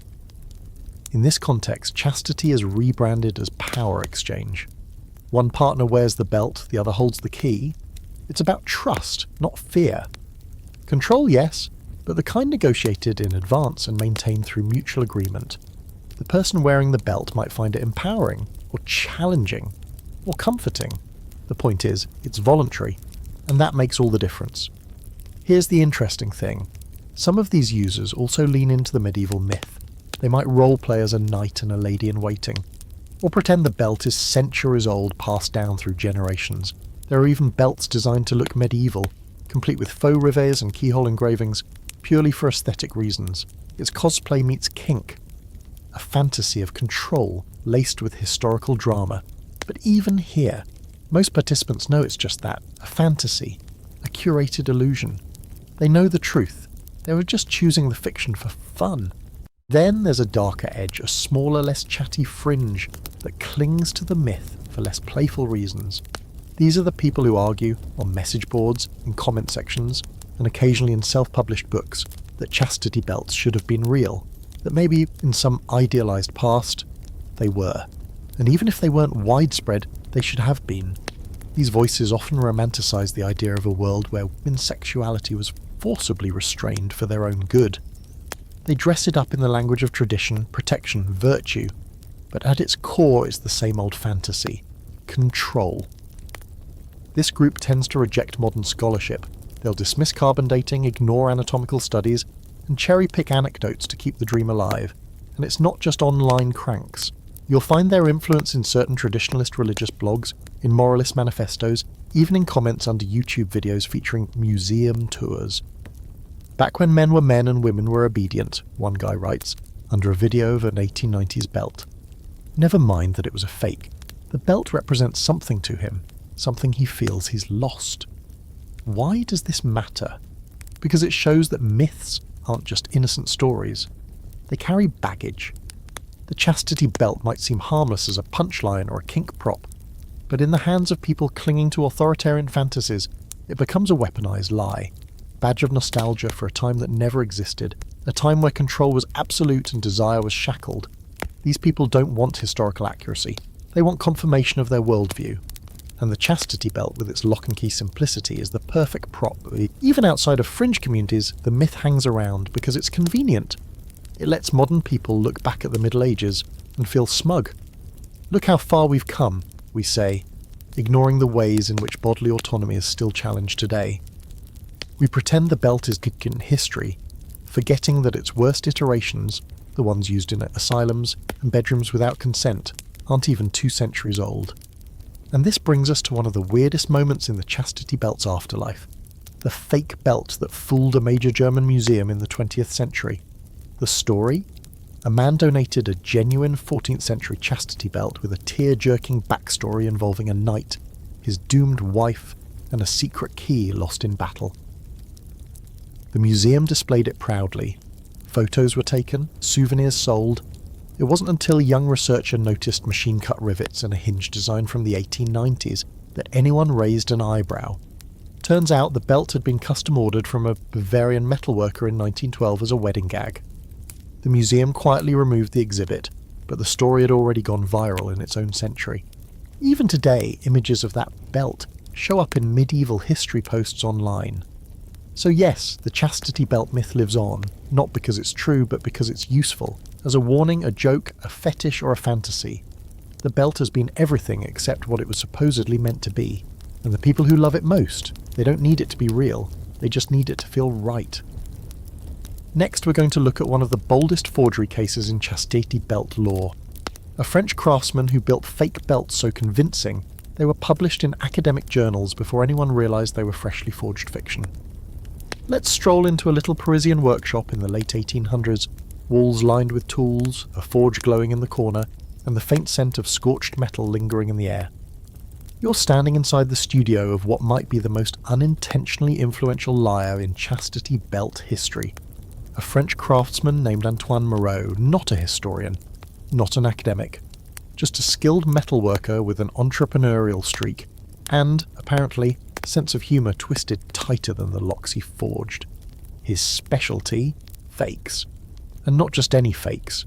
Beautifully detailed, deliberately aged, wildly convincing chastity belts that would soon fool half the scholarly world.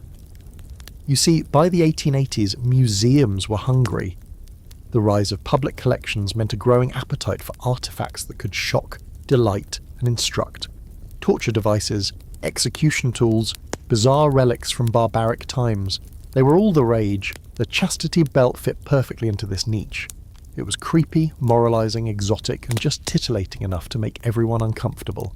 And the best part, almost nobody knew what an actual medieval chastity belt would look like, because they'd never existed, which meant the field was wide open for interpretation, or in Moreau's case, pure invention.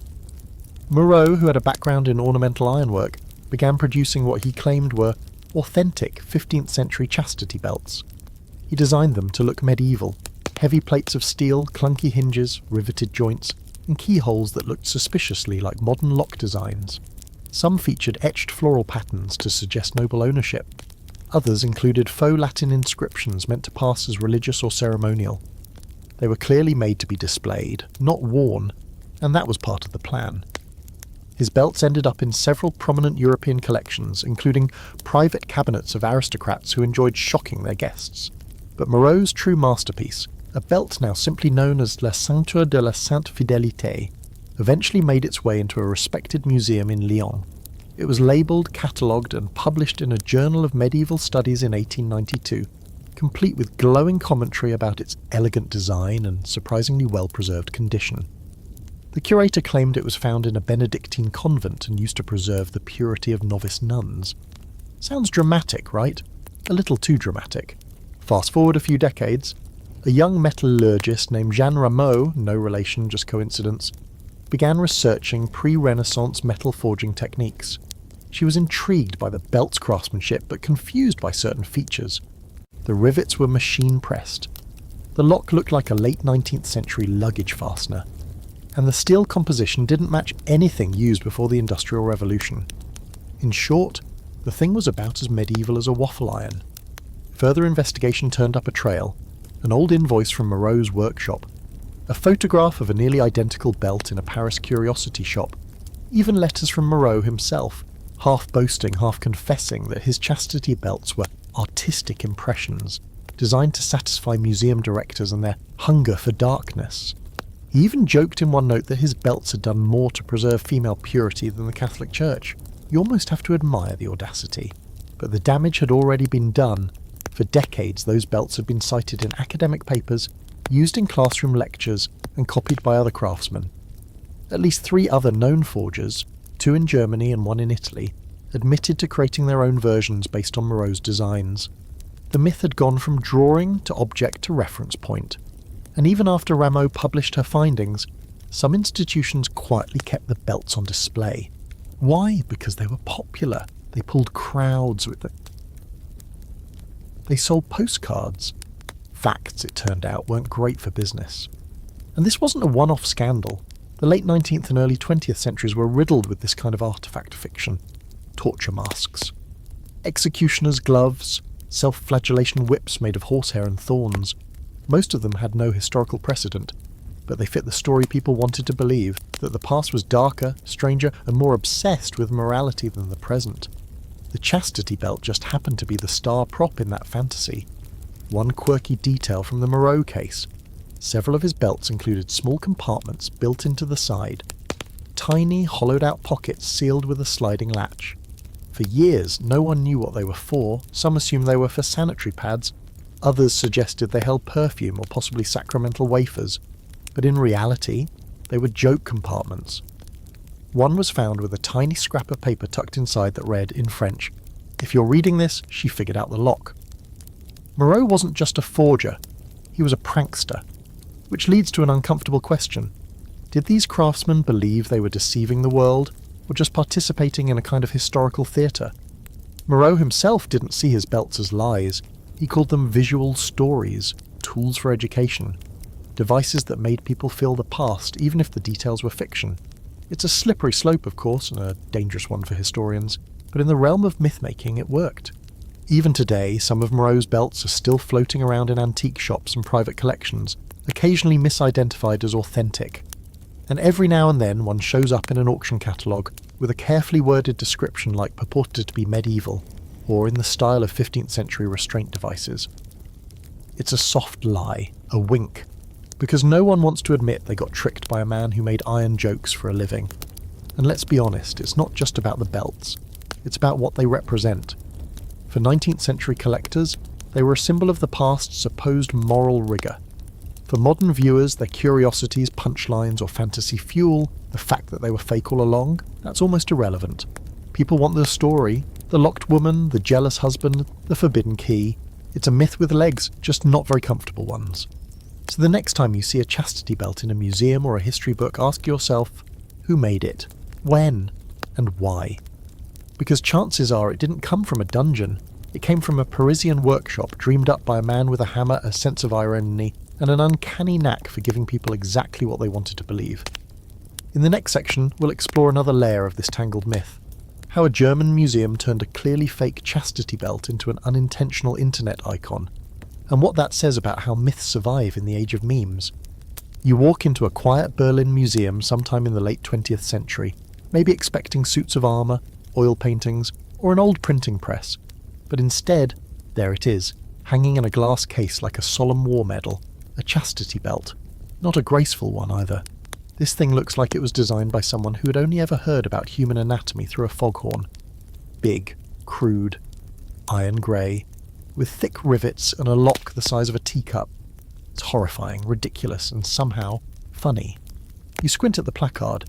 It doesn't say much, just chastity belt circa the 15th century, with no further explanation. And as you stand there, an idea begins to form in your mind. This can't possibly be real. Congratulations!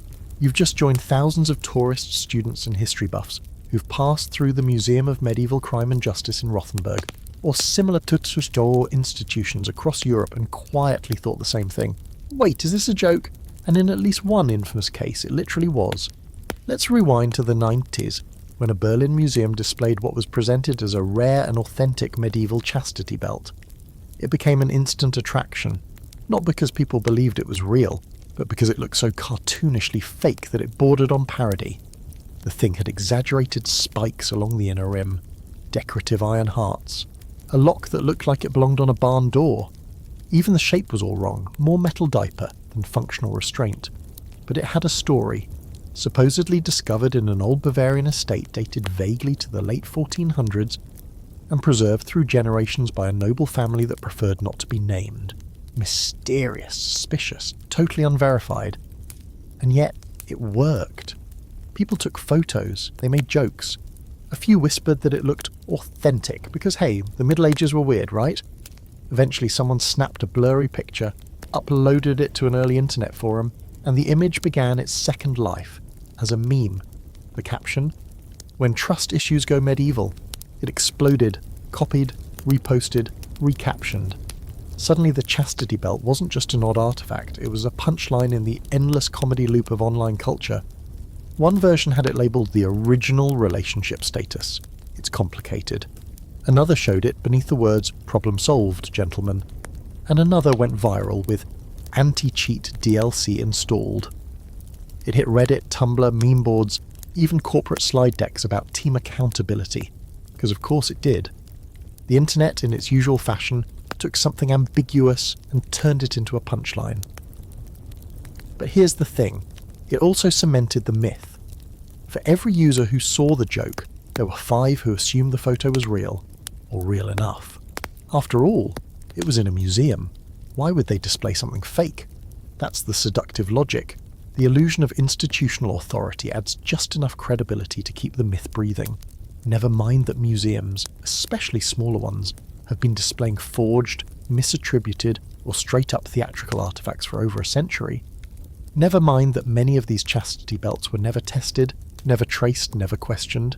The case, the placard, the setting, those do all the heavy lifting.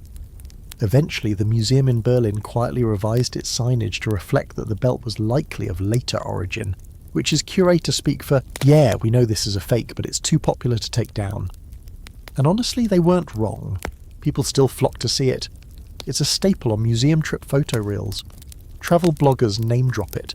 History-themed TikToks roll it into their montages of strange inventions from the past. It's become part of public consciousness, not because of its truth, but because of its memeability. And that's where the chastity belt myth has found a new kind of immortality. Not in academic journals, not in grim lectures about patriarchal control, but in humour. The more absurd it seems, the more people love to share it. And the more it's shared, the more it feels true. This is the cycle of modern myth-making. We laugh, we click, we don't question. The same thing happened to the Iron Maiden, by the way. Another medieval torture myth that's been thoroughly debunked as a 19th century invention, but still shows up in textbooks and haunted houses alike, and the chastity belt is its quieter, weirder cousin. Less screaming, more squirming. Of course not everyone laughs.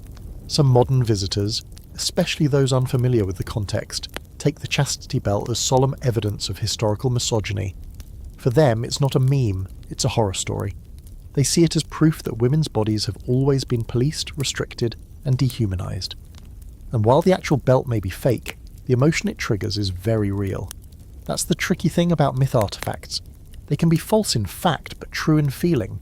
They resonate because they reflect something that still exists, maybe not in the same form, but in spirit. And here's the quirky fact of the day. The same Berlin museum that displayed the meme belt also once featured an exhibit called Instruments of Honour, which included replicas of knightly swords, ceremonial helmets, and yes, another chastity belt, this one bedazzled with fake jewels. Visitors were invited to vote on which object was most effective at protecting virtue. The belt won in a landslide. So what do we do with this? With a fake object that inspires real belief, real laughter, real discomfort? Do we strip it from museum walls, add big warning signs, or lean into the joke and let it be what it's always been, a cultural mirror? Because if the chastity belt has taught us anything, it's that history isn't just about what happened, it's about what people believe happened. And those beliefs, however absurd, however unproven, can shape the way we see the past, the present, and even ourselves. So next time you see a picture of a chastity belt online, ask yourself, is it real? Probably not. But more importantly, why do people want it to be? What does that say about us? In the next section, we'll head into the scholarly battlefield where modern historians, archaeologists, and curators have been roasting the chastity belt myth with ruthless academic precision, and finally calling it what it is, a fantasy with a steel costume. You're now stepping into a completely different kind of room, no dim lighting, no dramatic museum music, no rusted iron behind glass. Instead, there are fluorescent bulbs, clean desks, stacks of peer-reviewed journals, and historians with that tired but determined look that says, let's kill another myth today. This is where the chastity belt legend goes to die, or at least to be dissected until there's nothing left but filings and embarrassment. Welcome to the academic autopsy of one of history's most persistent lies. For centuries, people treated the chastity belt as a given, a relic of medieval repression, a symbol of patriarchal control.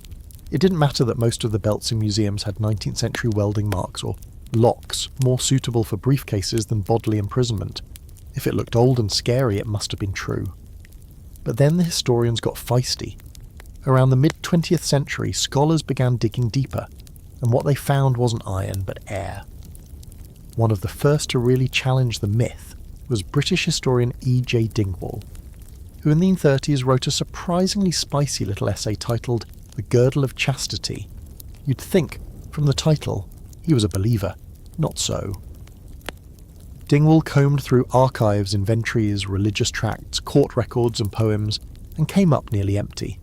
He found a few symbolic references here and there, but no concrete proof of actual belts being worn, commissioned, or even discussed as a serious practice before the Renaissance. His conclusion? The chastity belt was largely a product of later imagination.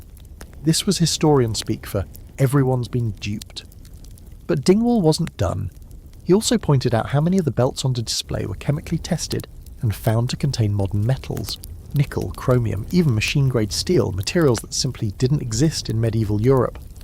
He mocked museums for not doing their homework and called out collectors for historical wishful thinking, and just like that, the academic knives came out. By the 70s, the conversation had evolved from did these exist to why did anyone ever think they did? Scholars like Albrecht Classen, Uta Schneider, and Sarah Tullerland began publishing detailed critiques of the myth, tracing its roots not to the Middle Ages, but to the moral panic and erotic fantasy of the 19th century. These weren't just dry academic takedowns, they were intellectual mic-drops. Classen in particular had a field day. In his lectures, he'd often show a photo of a supposed 15th century chastity belt and then walk the room through a step-by-step roast, pointing out the modern keyhole, the lack of wear, the weight that would have dislocated someone's pelvis, the complete absence of references in real medieval literature. And then he'd hit them with the kicker. This is not a medieval object, it is a fetish object, created for display, not for use. The best part? He wasn't wrong. Archaeologists joined the fight too, especially those working on actual medieval dig sites. Not once has a verified chastity belt been recovered from a medieval grave, castle or latrine pit. We've found hairpins, surgical tools, rosary beads, and even early contraceptives made from linen and honey-soaked sponges, but no chastity belts. You'd think at least one rusty strap would have shown up somewhere if these things had been real. But no, just silence. Museums slowly started walking back their claims. Some removed chastity belts from their torture exhibits altogether. Others relabelled them with careful wording like likely a 19th century representation, or once believed to be medieval. A few brave institutions published full retractions. The Cluny Museum in Paris, for example, quietly removed a chastity belt from its collection after a metallurgical analysis dated it to the late 1800s, and the British Museum, which once proudly displayed a belt with a fleur-de-lis motif, admitted it had likely been forged around 1900 for a travelling fair. And yet, even with the scholarly consensus firmly against it, the myth clings on like rust on an old hinge. That's why many academic papers on the topic now start with a resigned sigh. They know they're not just battling bad data, they're battling desire. The desire for the past to be stranger, crueler and kinkier than it really was. The desire for simple stories, even when they're dead wrong. One particularly biting article from 2011, published in a historical journal on gender studies, opened with the line, "The chastity belt remains more popular in fiction than it ever was in fact." The author went on to argue that our cultural obsession with the device says more about us than it does about the medieval world. We want to believe women were locked up, because that makes us feel more modern. We want to imagine a time when desire was forcibly caged, because it turns control into a visual object. And yes, there's still debate on the fringes. A few scholars, and let's be honest, hobbyist internet historians, cling to the idea that there may have been isolated instances of real belts. Maybe a prototype, maybe ceremonial, maybe used for a day or two during travel. The problem? No hard proof. And every supposed authentic belt that's been examined closely ends up in the same pile. 19th century replica, museum bait, costume drama. There's also the open question of terminology. Some argue that early references to girdles of chastity may have referred to spiritual metaphors or symbolic garments worn as part of religious vows, not literal belts. That's probably true. But again, it doesn't help the steel underwear theory. If anything, it just underscores how far the myth has drifted from its original source. Want another quirky academic nugget? At least 2 doctoral dissertations have been written entirely about chastity belts as cultural objects, not historical ones. These papers analyse the myth through lenses of gender theory, performative morality, and artifact fetishism. One of them even includes a breakdown of chastity belt memes and how they reflect modern anxieties about relationships. Yes, you can get a PhD by studying chastity belt jokes, that's where we are now. So, where does that leave us? At this point, the chastity belt has been fact-checked, roasted, and all but exorcised from serious medieval studies. But it still shows up in pop culture, in museums reluctant to part with a crowd favourite, and in internet arguments where someone insists, "Well, I heard they used them during the Crusades." The truth is out there. It just has a hard time going viral. In the next section, we'll explore one of the few lingering academic arguments. Could anyone have actually worn one, even once, for any purpose at all? The fringe theorists think so, and they've brought a few surprising case studies to the table. So now we arrive at the edge of the map, the place where history runs thin, and speculative theories will just start crawling out of the margins like curious little gremlins. Because even with all the academic roasting, all the carbon dating, and all the museum walkbacks, there's still a tiny, persistent whisper out there. What if? What if one chastity belt, just one, was actually used? Not as a theatrical joke, not as a Victorian invention, but in earnest? Could there have been a single scenario, however brief, however strange, where someone strapped one on for real?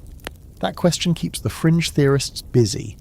You'll find them at the back of history conferences, arms crossed, waiting for their turn at the mic, or deep in the comment sections of history blogs, referencing obscure footnotes and half-translated 17th century texts. They don't deny the fakes. They know about the Parisian forgers and the Berlin meme belt. But their argument is more nuanced and more slippery. I'm not saying they were common, they insist. I'm just saying one might have existed. And honestly, it's not the worst question to ask.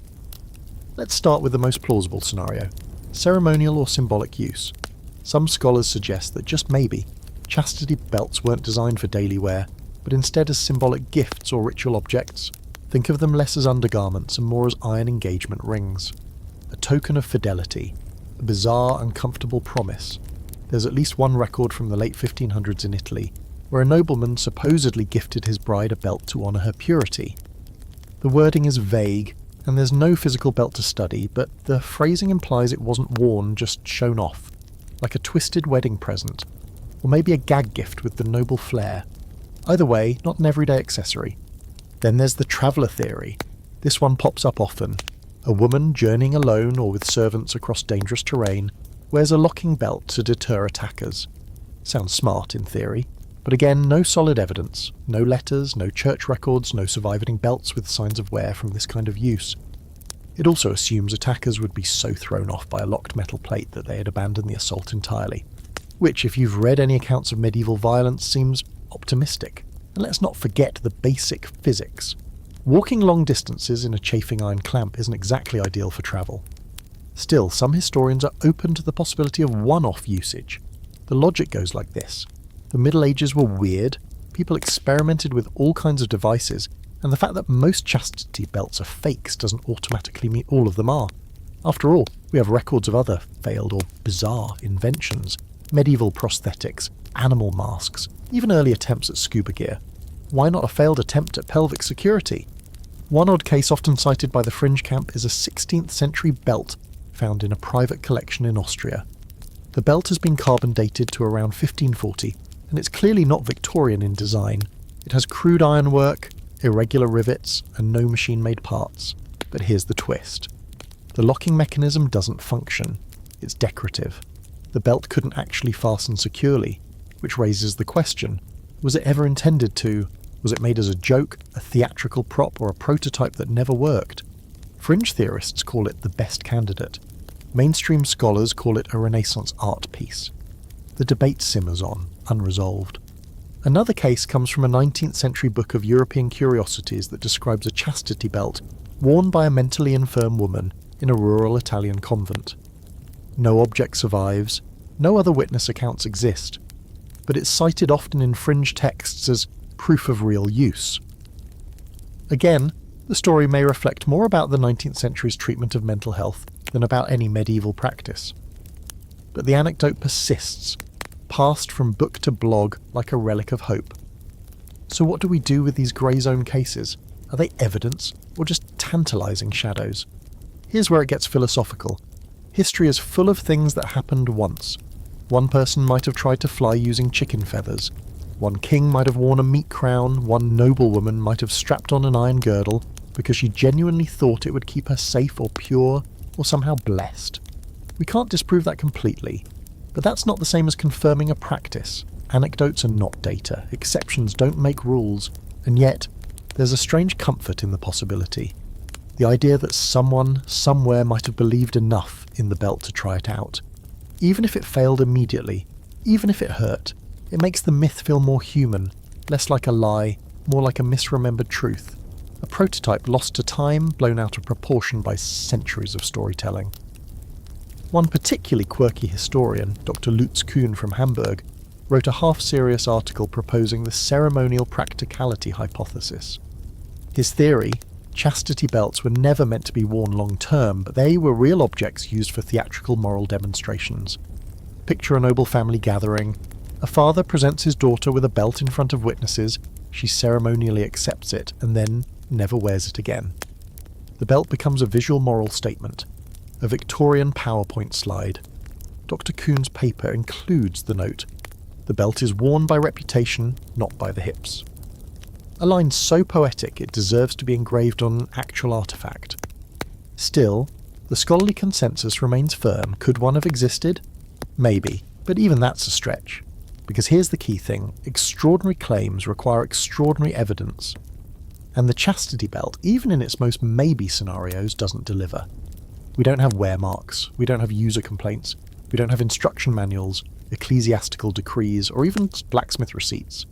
What we have are fakes, folklore, and a few dusty anecdotes that crumble under close inspection. The closest we get to real use is in the 19th and early 20th century, Victorian asylum belts, anti-masturbation devices, and fetish prototypes. And those, as we've seen, say more about modern anxieties than medieval habits. But don't be disappointed. The real story is still fascinating. It's a myth that refuses to die, not because it's true, but because it feels true. It touches a nerve, about control, about fear, about purity, about power. That's why even the tiniest maybe gets inflated into a probably. And before you know it, someone's sharing another meme or snapping another photo in front of a very fake belt at a very proud museum. In the next section, we'll widen our lens and explore the broader historical obsession with virginity, how cultures across time have tried to measure, protect, and mythologize it. Spoiler alert, it gets weirder than belts. If the chastity belt is a myth forged in iron, then virginity is the ghost that haunts every link. The belt may be the prop, but virginity is the story, the fear, the obsession, the invisible ideal everyone was supposedly trying to protect, defend, or possess. You can't talk about chastity belts without bumping into virginity at every turn like a clumsy ghost hiding under a wedding veil. So tonight, we're stepping away from hardware and into headspace, because cultures across history haven't just fetishized virginity, they've ritualized it, weaponized it, and turned it into a kind of social currency. Not because anyone could actually see it, but precisely because they couldn't. Let's begin with the basics. Virginity is not a medical condition. It has no physical marker, no universal bodily sign, no test you can run or scar you can check. The infamous hymen has been used as the so-called proof of virginity for centuries, but that flimsy little ring of tissue is biologically inconsistent. Some people are born without one, some stretch or tear during sports, tampon use, or childhood accidents. And yes, some remain intact even after sex. It's about as reliable as checking someone's shoes to see if they've been to church. But that hasn't stopped societies from trying to prove it, and that's where things get wild. Take ancient Rome. Brides were expected to bleed on the wedding night, not because it was medically necessary, but because it was socially required. So much so that some brides faked it, staining sheets with animal blood to maintain family honour. Similar rituals existed in other parts of the world. In some Middle Eastern and South Asian cultures, the wedding bed became a public altar of purity, with in-laws waiting outside the room for the evidence. It wasn't enough to be a virgin, you had to perform virginity for an audience. In medieval Europe, virginity had its own mythology. It wasn't just about abstaining from sex, it was linked to holiness, grace, and even supernatural power. The Virgin Mary wasn't just pure, she was impossibly pure, a mother and a virgin, a theological paradox that became the gold standard for female virtue. Saints like Agnes, Cecilia, and Lucy were praised not just for their faith, but for choosing death over defilement. Martyrdom became a kind of ironclad chastity belt, one you wore from the inside out. This reverence extended into bizarre medical beliefs. One 13th century French physician wrote that a virgin's breath was cooler and sweeter than that of a married woman. Another suggested that intercourse permanently shifted a woman's internal organs, making her easier to diagnose as touched. And then there were the apothecaries, selling potions to restore maidenhood, herbs, salves, and even powders meant to mimic the signs of virginity for anxious brides. Some were consumed, others, let's just say they were applied with the hope of a convincing illusion. Even during the Renaissance, when art and anatomy were booming, virginity held its grip. Painters depicted young women with white lilies, closed gardens, or locked boxes to signify their untouched status. Literature swirled with metaphors, locked gates, sealed fountains, snow-covered hills, all of it designed to say, without saying, this woman is closed for business. And once again, it wasn't just religious, it was economic. Marriages, alliances, and inheritances often hinged on a bride's purity. A woman's body wasn't her own. It was a certificate of honour for her family, her husband, and her community. And this brings us back, of course, to the idea of protection. Because once you turn virginity into property, you need security. Enter the symbolic chastity belt, not necessarily made of iron, but built from expectations, surveillance, and fear. Parents guarded their daughters' reputations like castles. Girls were taught to be modest, silent, covered, invisible. Their virginity became their dowry, their leverage, their worth. And when that much value gets placed on something invisible, paranoia follows. Did she look too long at the stable boy? Did her dress rise too high at the festival? Virginity became something to constantly prove without ever being allowed to discuss. And here's where the anxiety creeps in. Because deep down, everyone knew it was an illusion. You couldn't really tell. You could marry a pure bride and still end up mocked. You could guard your daughter like treasure and still be shamed by gossip. The lack of evidence turned virginity into a conspiracy theory, one that never stopped needing proof. That's where tools like the chastity belt, real or imagined, come in. They weren't practical solutions, they were fantasy solutions to an unprovable problem. Fast forward to the Victorian era and the obsession ramps up. Virginity gets medicalised. Doctors claim they can spot fallen women by their posture, their complexion, even their pulse. Girls are warned that even thoughts of boys or intimacy could soil them. There were pamphlets about how to raise a pure daughter, guidebooks for young brides, and sermons about the dangers of imagination. Meanwhile, the entire economy of marriage was still based on the unseeable prize between a woman's legs. And yes, this madness still echoes today. Modern virginity testing, a practice condemned by the World Health Organization, is still done in some parts of the world. It's based on a complete misunderstanding of anatomy and a deep-rooted need to control women's bodies. Even in Western pop culture, virginity gets marketed like a rite of passage, a box to check, a flower to lose. Men brag about taking it. Women are expected to give it. It's wrapped in language that treats it as a product, not a personal experience. There are even modern chastity pledges, rings, contracts, symbolic lockets, designed to signal purity. Some families hold purity balls, where teenage daughters pledge their virginity to their fathers until marriage. If that sounds a little medieval, that's because it is. We've just replaced iron belts with symbolic ones. The control looks softer, but the goal hasn't changed. And through it all, the myth of the chastity belt survives, not because people actually believe it was worn, but because it dramatises the virginity obsession. It makes the abstract literal. It turns fear into fashion. And the idea that women once walked around in cages for the sake of purity? That just confirms what some still believe deep down, that desire is dangerous, and only control makes a woman respectable. The truth is, virginity was never a real, consistent thing. It was a myth, just like the belt. A myth with real-world consequences.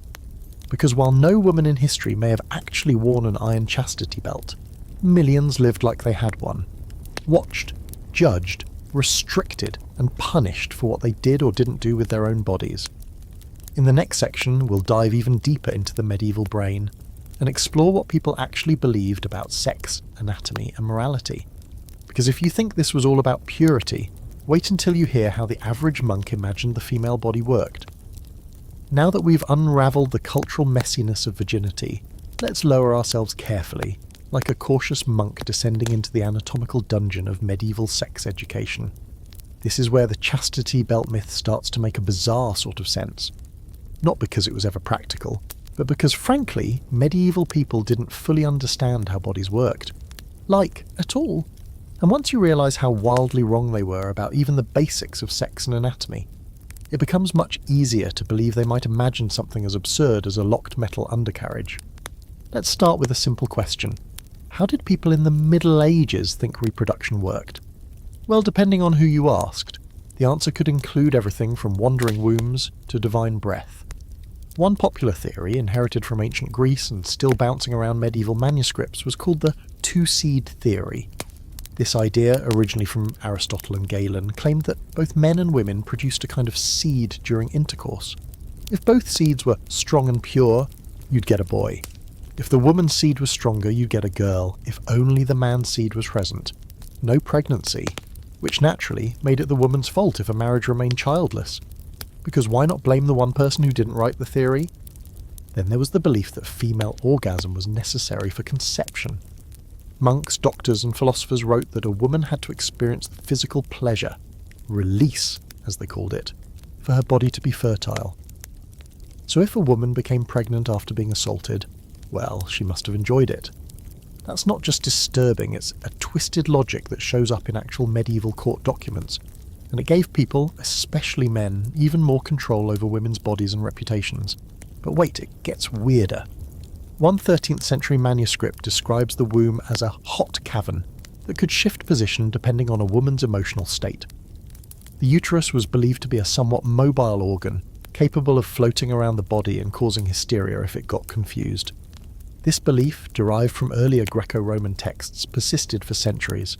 That's right, they thought your uterus could wander up into your throat and make you faint from sadness. Kind of makes a chastity belt seem reasonable by comparison, doesn't it? And then there's the whole mess around menstrual blood. Oh boy. Medieval scholars, most of whom had never actually spoken to a menstruating woman in anything close to scientific terms, believed that period blood was essentially the body's way of purging poison. Some thought it was dangerous, others thought it could sour wine or wilt crops. There's even a German text that suggests a glance from a menstruating woman could cause fruit to rot. So naturally, protecting the uterus became a public health issue. You can see how that might spiral into myths of belts and locks and padlocks blessed by clergy.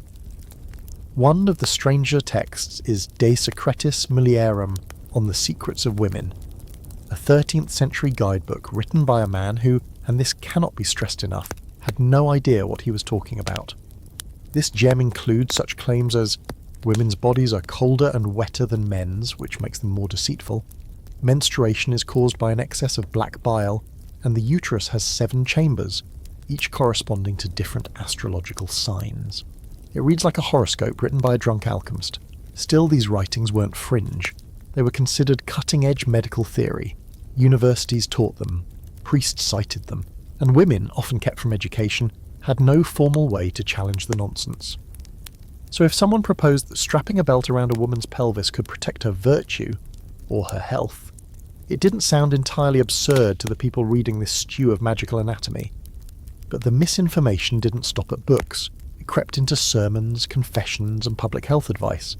In one case, a priest advised a young woman to sleep with a cross under her pillow to prevent nocturnal temptations. In another, a physician recommended that girls wear tightly bound undergarments to control the heat of their loins, because, obviously, lust was thought to rise like steam and needed to be physically suppressed. Now combine all this faulty science with the heavy Christian overlay of sin and morality, and you get a worldview where the female body was not only mysterious and unpredictable, it was dangerous. Women were considered morally weaker, more susceptible to temptation, and biologically inclined to lead men astray.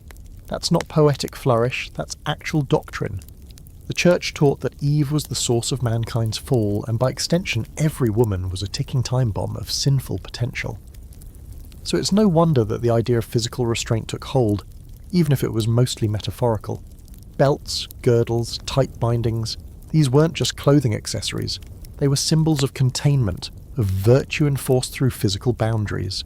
Whether real or imagined, the chastity belt fit the logic of a world that deeply misunderstood the bodies it was trying to control. It also explains why no one bothered questioning the myth when it finally showed up in earnest during the Renaissance and later. People were ready for it. The idea had been brewing for centuries. If you tell people for generations that a woman's body is chaotic and dangerous, and then you show them a belt that can fix that, well, they might just buy it, literally and figuratively. And that's why the myth stuck. Not because people were stupid, but because they'd been given a framework of belief that made the belt feel plausible. It made sense in a world where lust could cause disease, where the uterus could float away, and where virtue was both invisible and somehow externally managed. Of course, today we know better, or at least we should, but the echoes of those old beliefs still linger. Modern pseudoscience, purity culture, even some wellness trends still peddle strange ideas about how women's bodies work. The chastity belt may be out of fashion, but the impulse behind it, that desire must be controlled from the outside in, is very much alive. In the next section, we'll explore how, for all their interest in locks and iron and rigid morality, many medieval people actually believed in something else entirely for protection: magic. And spoiler, when it came to safeguarding purity, spells and charms were way more common than steel. You've probably figured out by now that if the Middle Ages had access to a good group therapist and a few basic biology textbooks, a lot of the weirdness we've been talking about wouldn't have gotten off the ground. But instead of modern science or open conversations about consent and sexuality, what did medieval people turn to for comfort, protection, and control? Magic. Straight up wand-waving, incense-burning, charm-reciting, potion-mixing magic. And when it came to guarding chastity, or at least the appearance of it, magical protection was often considered more reliable than iron straps and padlocks. It's almost funny when you think about it. In a time when the average person believed the devil could sneak into your dreams, or that a saint's bone could cure your acne, the idea of locking a woman into an iron girdle seemed a little too practical. Magic, on the other hand, that was versatile, spiritual, and in their minds time-tested. Let's start with the most popular form, protective charms. These were small objects, often worn on the body or sewn into clothing, that supposedly repelled lust, danger, or unwanted attention. A young woman might wear a small cross soaked in holy water. Another might keep a pouch of herbs under her skirt, lavender, rue, sage, or sometimes more exotic ingredients like crushed opal or dried lizard. Why those things? Because some monk once wrote that they cooled the blood, and suddenly every grandmother from Canterbury to Carcassonne was stuffing lizard powder into her granddaughter's stockings before market day. There were also spoken spells. These incantations were usually whispered during certain phases of the moon, or recited at the moment a girl entered puberty. Some were full-on prayers to the Virgin Mary, others were old pagan leftovers that somehow escaped the purge. One text from 14th century Wales includes a rhyme that translates loosely to "Lock her heart, still her flame, may no man know her name." It sounds sweet, until you realise it's meant to keep her invisible to desire, like some kind of medieval anti-love cloaking device. Then there were physical rituals. These were mostly practiced by village midwives, herbalists, or what later came to be called cunning women. If a girl was thought to be in danger of moral corruption, and let's face it, that just meant she smiled too much or talked to the wrong stable boy, her family might take her to one of these women for a protective blessing. This could involve tying knots into a red ribbon and circling it around the girl's waist 3 times, then hiding it under her mattress. In some regions, the woman's name would be whispered into a clay pot, which was then sealed and buried under the hearth, locking her purity inside. And these weren't fringe behaviours, they were community practices, especially in rural areas where church control was softer and traditions ran deeper than papal decrees. If a chastity belt existed at all, it was in the form of a charm bracelet or a knot spell, rituals of anxiety wrapped in folk poetry. Of course, the church had a complicated relationship with all this. On one hand, they condemned most forms of folk magic as heretical or demonic. On the other hand, they happily sold indulgences, saint relics, and holy medallions that functioned exactly like magical charms. You could buy a bone shard from St. Ursula, wrap it in linen, and wear it under your blouse to ward off impure thoughts. Was that different from tying a red thread and whispering your own name backward? Technically, yes. Functionally, not so much. In fact, a lot of early Christian chastity spells were just recycled pagan rituals with a cross glued onto them. A Roman-era fertility amulet becomes a medieval virgin's girdle. A druidic herb blend becomes a nun's purity tea. It's cultural duct tape at its finest, and in many cases the church simply tolerated these practices as long as they didn't get too weird. You could bless your daughter with a candle from St. Agnes's shrine, sure, but if you started chanting to the moon goddess or leaving offerings at forest crossroads, well, then we have a problem. One of the more fringe examples comes from Bohemia in the late 1400s. A noble family, worried that their daughter might fall prey to lust before her arranged marriage, commissioned a virgin circle ritual. This involved 7 women, preferably virgins, walking around the girl in a circle, each carrying a candle lit from a separate church. They recited psalms, drank rosewater, and traced a symbol of purity on the girl's forehead using ashes from a burned love letter. None of this was sanctioned. All of it was believed. And yes, the rituals weren't just for women. Young men were also given protective charms, though theirs were usually geared toward curbing temptation, rather than preserving something metaphorical like honour.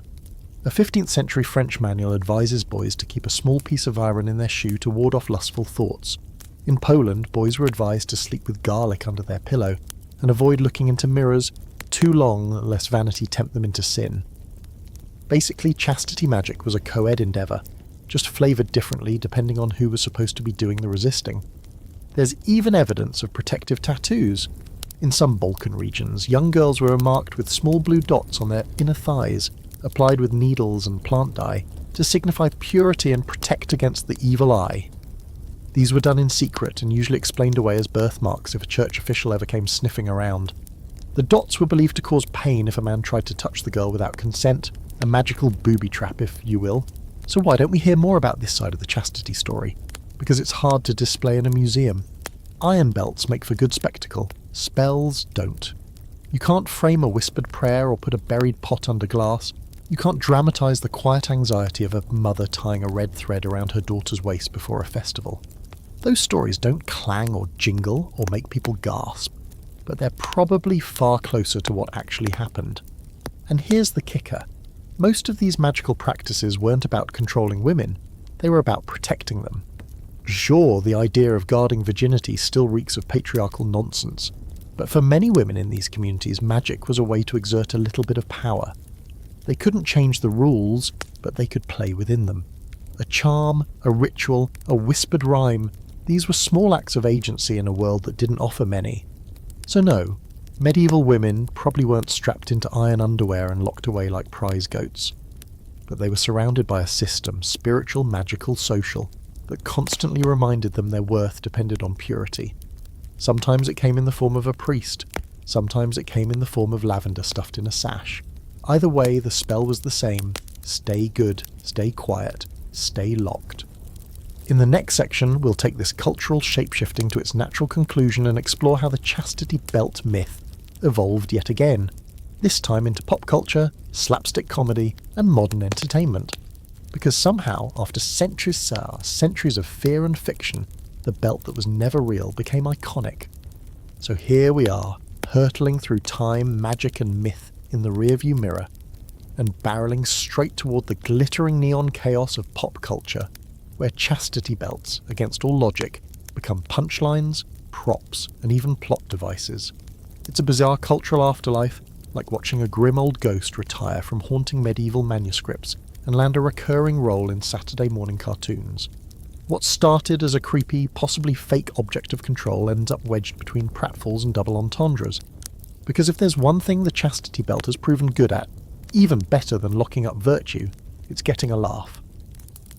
Let's start in the 20th century, when film and television discovered the chastity belt was comedic gold. The belt was perfect material, it symbolised outdated values, uptight morality, and a kind of clueless male jealousy, so over the top it practically begged for a rimshot. Take the 1967 comedy The Chastity Belt, starring Tony Curtis and Monica Vitti. The film opens with a knight presenting his new bride with a gleaming metal girdle and a key he promptly loses. Hijinks ensue. The entire plot revolves around his increasingly desperate efforts to find the key, unlock the belt, and consummate the marriage, while she, of course, finds the whole thing absurd. The message isn't subtle. Trying to control desire is stupid, and the men who try are even stupider. This formula became a staple. Chastity belts popped up in sketch comedy, sitcoms, and animation, usually worn by wide-eyed women rolling their eyes while their husbands fumbled with the oversized keys. The joke was always the same. Men try to lock up sex, but sex and women are smarter, funnier, and way more practical than any hunk of steel.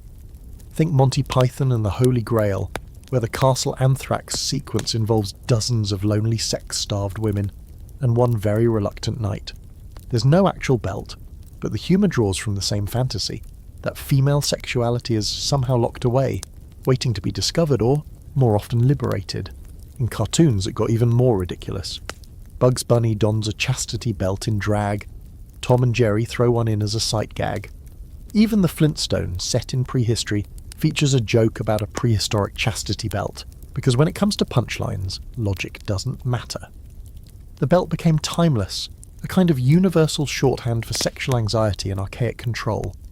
Nobody asked if it was historically accurate. That wasn't the point. It was funny. It jingled when characters ran. It had keys the size of a loaf of bread. It was visual comedy at its weirdest. And this wasn't limited to kids' shows. In adult media, the belt took on even more exaggerated forms. Stand-up comedians joked about giving them to their daughters. Bachelor party skits featured novelty belts as gifts. Porn parodies played with the trope, of course, leaning into the absurdity of it all, with mock-serious narrators and slapstick escape scenes. In each case, the chastity belt wasn't a real object, it was a prop, a symbol of outdated sexual repression. It existed to be mocked, escaped from, or triumphantly defeated. This is where the belt started to change meanings. In its earliest imagined form, it represented patriarchal control, male insecurity, and institutional purity culture. But in modern pop culture, it became a critique of all those things. The joke was always on the person using the belt, not the person supposedly trapped in it. That reversal is key. The woman wearing the belt is rarely portrayed as gullible. She's savvy. She rolls her eyes. She finds a way out. She hands the belt back and says, "Nice try."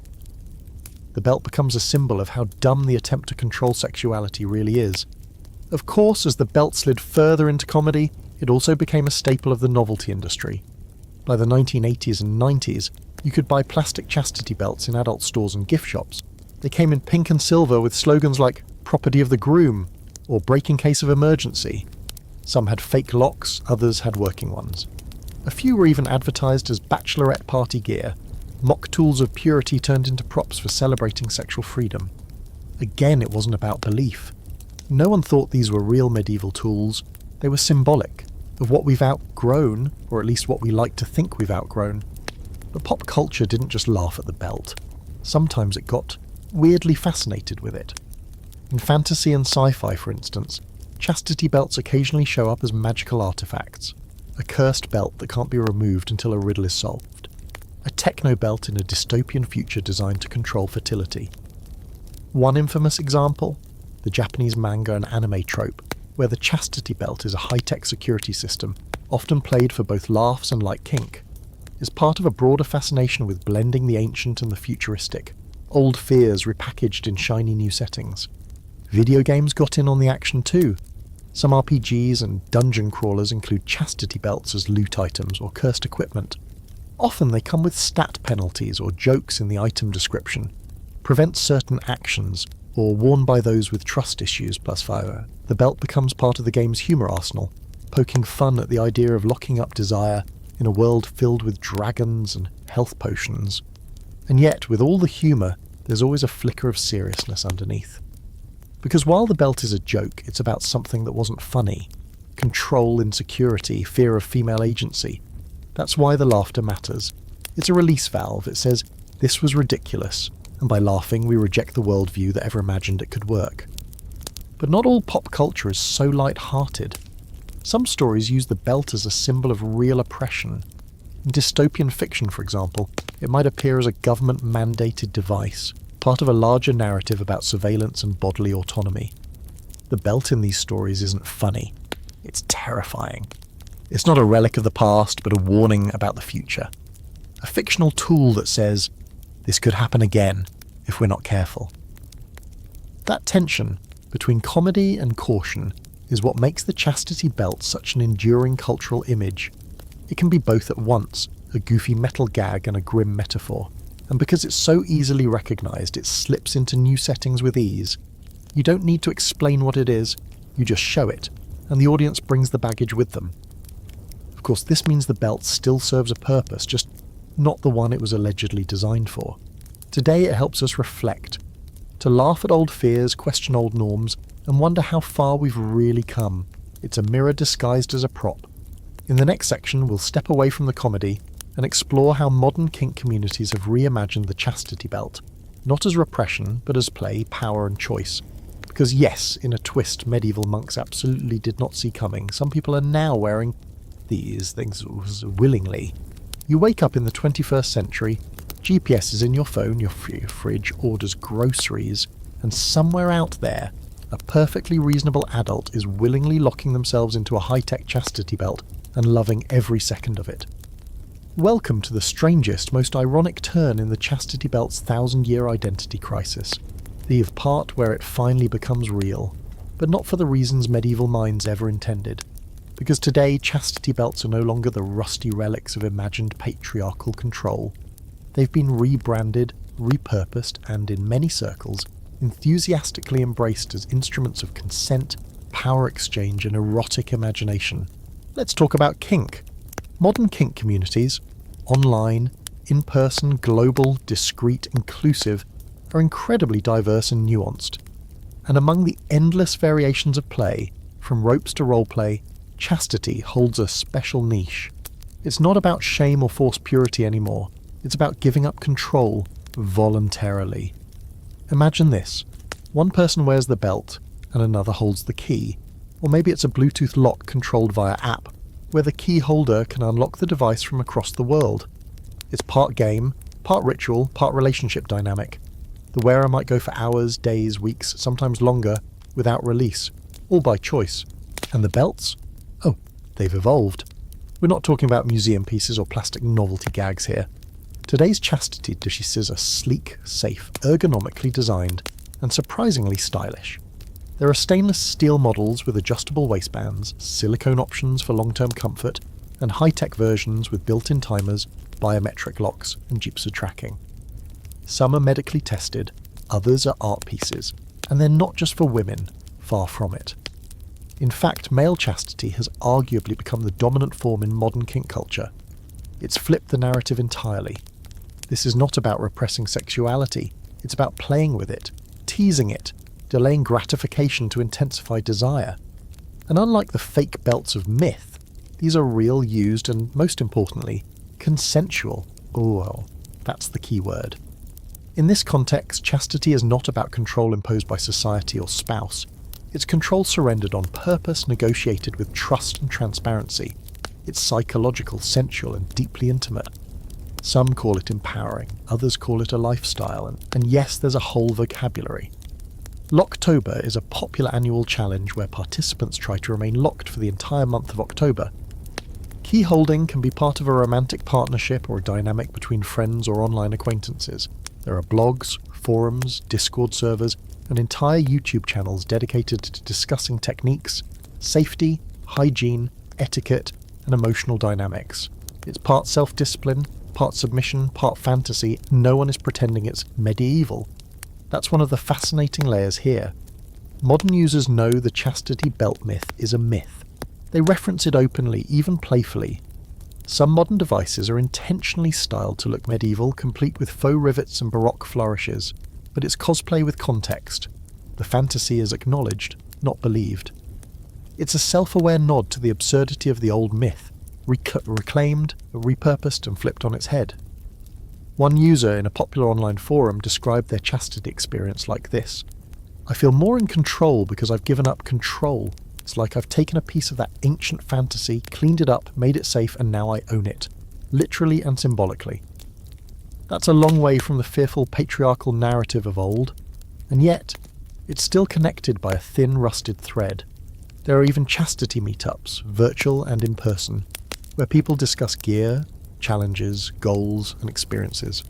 Some wear belts as part of broader power exchange relationships. Others use them to manage personal habits, explore self-control, or simply enjoy the mental clarity that comes from delayed release. There are belts for playtime and belts for everyday life. Some have engraved affirmations. Others come with QR codes linked to private rules or contracts. And let's not forget the commercial side. Chastity has become its own niche market. Several manufacturers now specialize in custom-fit devices for all genders and body types. The packaging is discreet. The reviews are detailed. Some companies offer customer service hotlines specifically for adjustment tips. Others include guides on cleaning, long-term wear, and how to communicate with your partner about needs and limits. You won't find that in the Vatican archives. But while the kink community has redefined the chastity belt as a tool for pleasure and trust, the world outside isn't always so understanding. There's still stigma, still smirks, still assumptions that it's weird or wrong. So that's partly because the belt still carries centuries of cultural baggage. Purity, control, misogyny, shame. It's hard to untangle a symbol like that, but the people who use it today are doing exactly that. They're reclaiming it. Not just for play, but for agency. And here's the twist. In reclaiming the belt, they're doing what the myth never did, making it real. Not metaphorically, not symbolically, physically. The modern chastity device is one of the few cases where fiction became fact. But not through ignorance, through intention. People saw the old fantasy, stripped it of its fear, and built something they actually wanted. Not to prevent sex, but to reimagine desire. That reimagining also includes gender dynamics. In many chastity-based relationships, it's not the man locking up the woman. It's the other way around. Or neither. Or both. The dynamic is fluid, negotiated, and personal. Some users even describe it as a spiritual experience, focusing the mind, calming anxiety, building deeper trust. Others see it as a power trip, a turn-on, a joke with a lock. There's also a surprisingly practical side. Some people use chastity devices for non-kink reasons, to reduce temptation, manage compulsive behaviour, or even train for periods of celibacy. Others say it helps them think more clearly, sleep better, or be more productive. Whether that's placebo or real neurochemical feedback is still up for debate, but for them, it works. And yes, there are debates even within the community. Some purists scoff at the overly high-tech, app-controlled models. Others argue about what counts as chastity play, whether short-term use is valid, or whether remote key holding without physical contact is meaningful. But those debates reflect something deeper. This isn't a joke anymore. It's a legitimate form of self-expression, intimacy, and even identity. So here we are, full circle. The chastity belt, a thing that never really existed, has become a real, meaningful part of modern relationships. Not as punishment, but as pleasure. Not to suppress sexuality, but to reframe it. Not to control, but to choose. And somewhere out there, in a world where medieval monks once fretted over wandering wombs, two people are texting about their next lock session, with emojis. In the next section, we'll reflect on what it means for a myth like this to evolve so dramatically, and how the chastity belt, more than any actual artifact, shows us the strange looping way history, fantasy, and desire always seem to tangle together. At this point, you've followed the chastity belt from dusty dungeon fantasy to Bluetooth-enabled plaything, from medieval myth to modern meme, from object of fear to symbol of trust. And now, as we start to wind down this strange circling tale, you might be wondering, what does it all mean? What kind of story did we just unravel exactly? Is it about history, desire, control, comedy, shame, technology? Yes, it's all of those things. Because the chastity belt, perhaps more than any other historical curiosity, is less about itself and more about us, our anxieties, our fantasies, our misunderstandings, and our need to impose structure on things that scare us. Start with this simple truth. People believe what they need to believe. The chastity belt, as a physical object, didn't need to exist to take on a life of its own. It filled a narrative gap, one shaped by centuries of fear over female sexuality, of trying to pin down virginity like a butterfly under glass. And once the belt entered the public imagination, it adapted. It was moulded, quite literally, by the culture around it. For the Victorians, it confirmed their belief that the past was barbaric. For modern audiences, it became a joke that said, "Look how far we've come." For kink communities, it became a tool to explore trust and control on their terms. Same belt, different meanings, none of them based in historical reality. That's what makes this myth so durable, not the metal, but the metaphor. Think about how few artifacts have gone through this many transformations. The chastity belt starts as a warning in a marginal note, then becomes a forged object passed off as real, then a museum attraction, then a punchline, then a reclaimed symbol. It shifts like Mercury. A mirror, not a relic. You can't pin it to a date or a doctrine because it was never really pinned to the truth. It was invented to serve a story, and stories don't need steel to hold their shape. Even now, as academic consensus has thoroughly debunked the belt's medieval origins, people still want to believe. They share the memes. They point to museum displays that haven't updated their signage. They say, "Well, I heard they used them during the Crusades." It's not because they're gullible, it's because the chastity belt scratches a certain itch in the brain. It gives us an image to wrap around an abstract idea. Sexual morality, control, distrust, restraint. You can see it, touch it, wince at it. It makes all those uncomfortable concepts suddenly tangible. That's powerful and dangerous, because sometimes myths aren't harmless. When we believe that chastity belts were standard in the Middle Ages, we create a version of history where women were always victims, always imprisoned, always under the thumb of jealous men. That erases the real complexity of medieval women's lives, their agency, their choices, their resistance. It also makes us feel falsely superior. Look how far we've come, we say, laughing at the fake belt, while real conversations about bodily autonomy and gendered control are still happening every day right now. But on the other hand, when we laugh at the chastity belt, we are doing something meaningful. We're disarming the myth. We're mocking the very idea that virtue should be locked up. We're using humour to challenge the systems that once used fear. That's why comedy matters. It turns the belt from a cage into a prop. It makes the unspoken rules of the past visible, and then breakable. And then there's the way the belt has been reclaimed by kink communities, as we saw in the last section. This is maybe the most poetic twist of all. A symbol that once represented imposed purity now represents chosen submission. A fake relic of patriarchal control becomes a consensual game. That's not irony, it's evolution. It shows how myths don't just die. Sometimes they grow up, get weird jobs, and start hanging out with people who understand them better than anyone ever did. Even the academic world has had to adapt. Historians now study the myth of the chastity belt as much as the fake artifacts themselves. Entire courses are taught on medieval misconceptions, including this one. It's become a case study in how historical narratives are shaped, not by evidence but by need.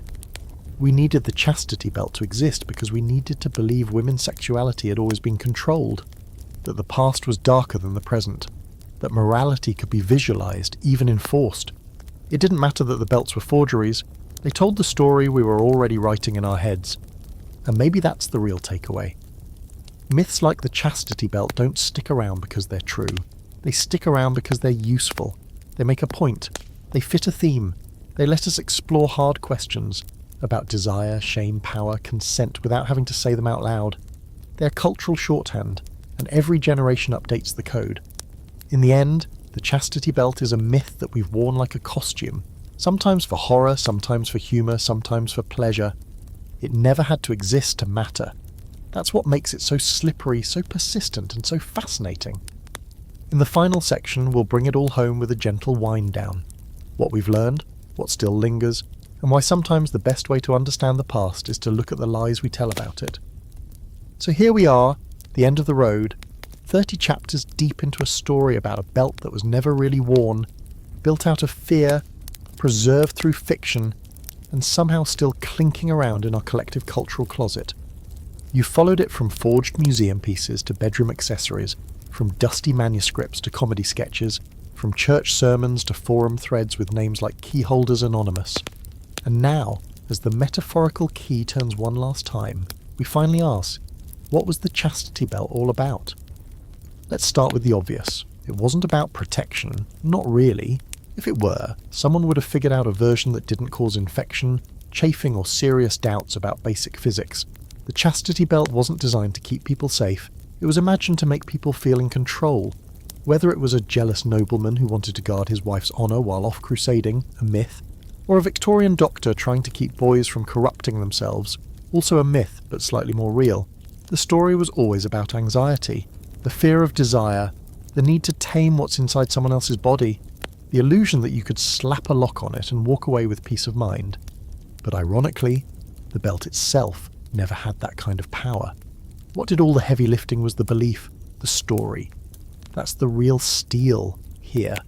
The idea that virginity is something measurable, that desire is something shameful, that love, lust, loyalty, and biology can be simplified into a symbol. You can put that idea in a metal frame and hang it in a museum. You can slap it on a meme. You can even wear it as a kink accessory. But it's still just that, an idea. And yet, what an idea. The chastity belt has managed over centuries to do what few historical myths can: evolve. Not just survive, but transform. It started as a half-joke drawing in a 15th century military manual. Then it became a Renaissance novelty, then a Victorian hoax, then a symbol of moral panic, then a punchline, then a reclaimed object of intimacy. That's not just cultural endurance, it's cultural adaptation. The belt has become whatever we've needed it to be. A warning, a joke, a lesson, a game. And what have we learned from it? First, that history is slippery. Just because something's in a museum or a book or a legend doesn't make it true. We carry so many assumptions about the past, especially when it comes to gender and sex. Myths like the chastity belt stick around because they fit neatly into those assumptions. They reinforce the stories we think we know, women as passive, men as possessive, the past as crueler, kinkier, more superstitious than the present. But when you pull the myth apart, what you find isn't evidence. It's projection. Second, that symbols matter, even when they're fake. The chastity belt may not have ever been worn in medieval Europe, but it has shaped how we think about control, morality and bodies. It shows up in purity culture, in kink culture, in courtrooms and comedy clubs, in cosplay and commentary. It reminds us that ideas about sexuality don't live in the body alone. They live in the stories we tell about the body. And third, that sometimes the best way to deal with uncomfortable history is to laugh. Not because it's silly, but because laughter lets us hold the weirdness without dropping it. It gives us room to question the rules, to poke at the icons, to say, wait, why did we ever think this made sense? Humour is often the first crack in the armour of bad ideas. The chastity belt didn't fall because of a revolution. It fell because people started giggling at it. That's a quiet kind of power, and maybe the most human one we have. And through it all, the belt stays, shiny or rusted, real or fake, symbolic or literal, reminding us that control is always more complicated than the locks we try to build. That what people fear they try to contain, that what they can't contain they turn into stories. And those stories, well, they're harder to unlock than any belt ever was.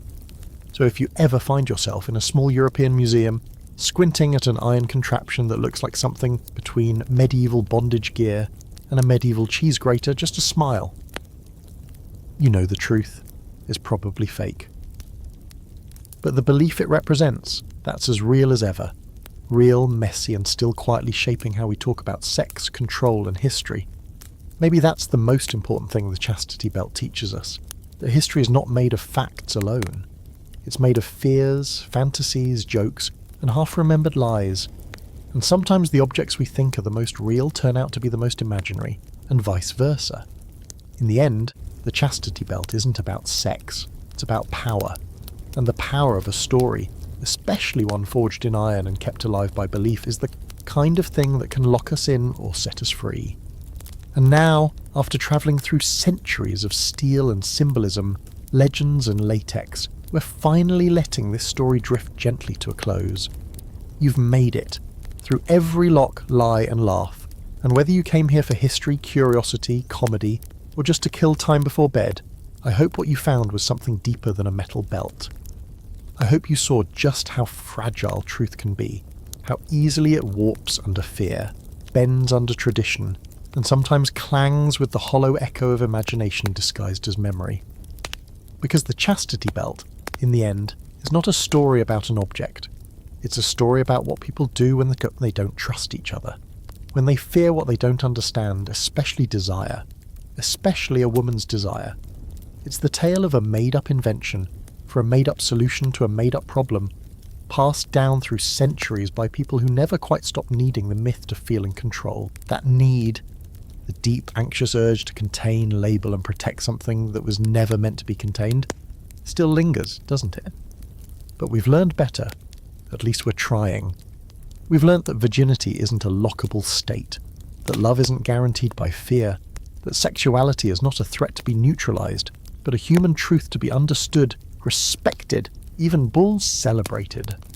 We've laughed at the belt, sure, but we've also seen how laughter can disarm something much darker. How humour and honesty work like keys, prying open the myths that keep us small. So here's your takeaway, just in case you need a bedtime moral: stories matter. Not because they're always true, but because they shape how we see what's true. The chastity belt never kept anyone pure, but its myth has kept generations cautious, curious, and sometimes caged. Now you know better. Now you hold the key.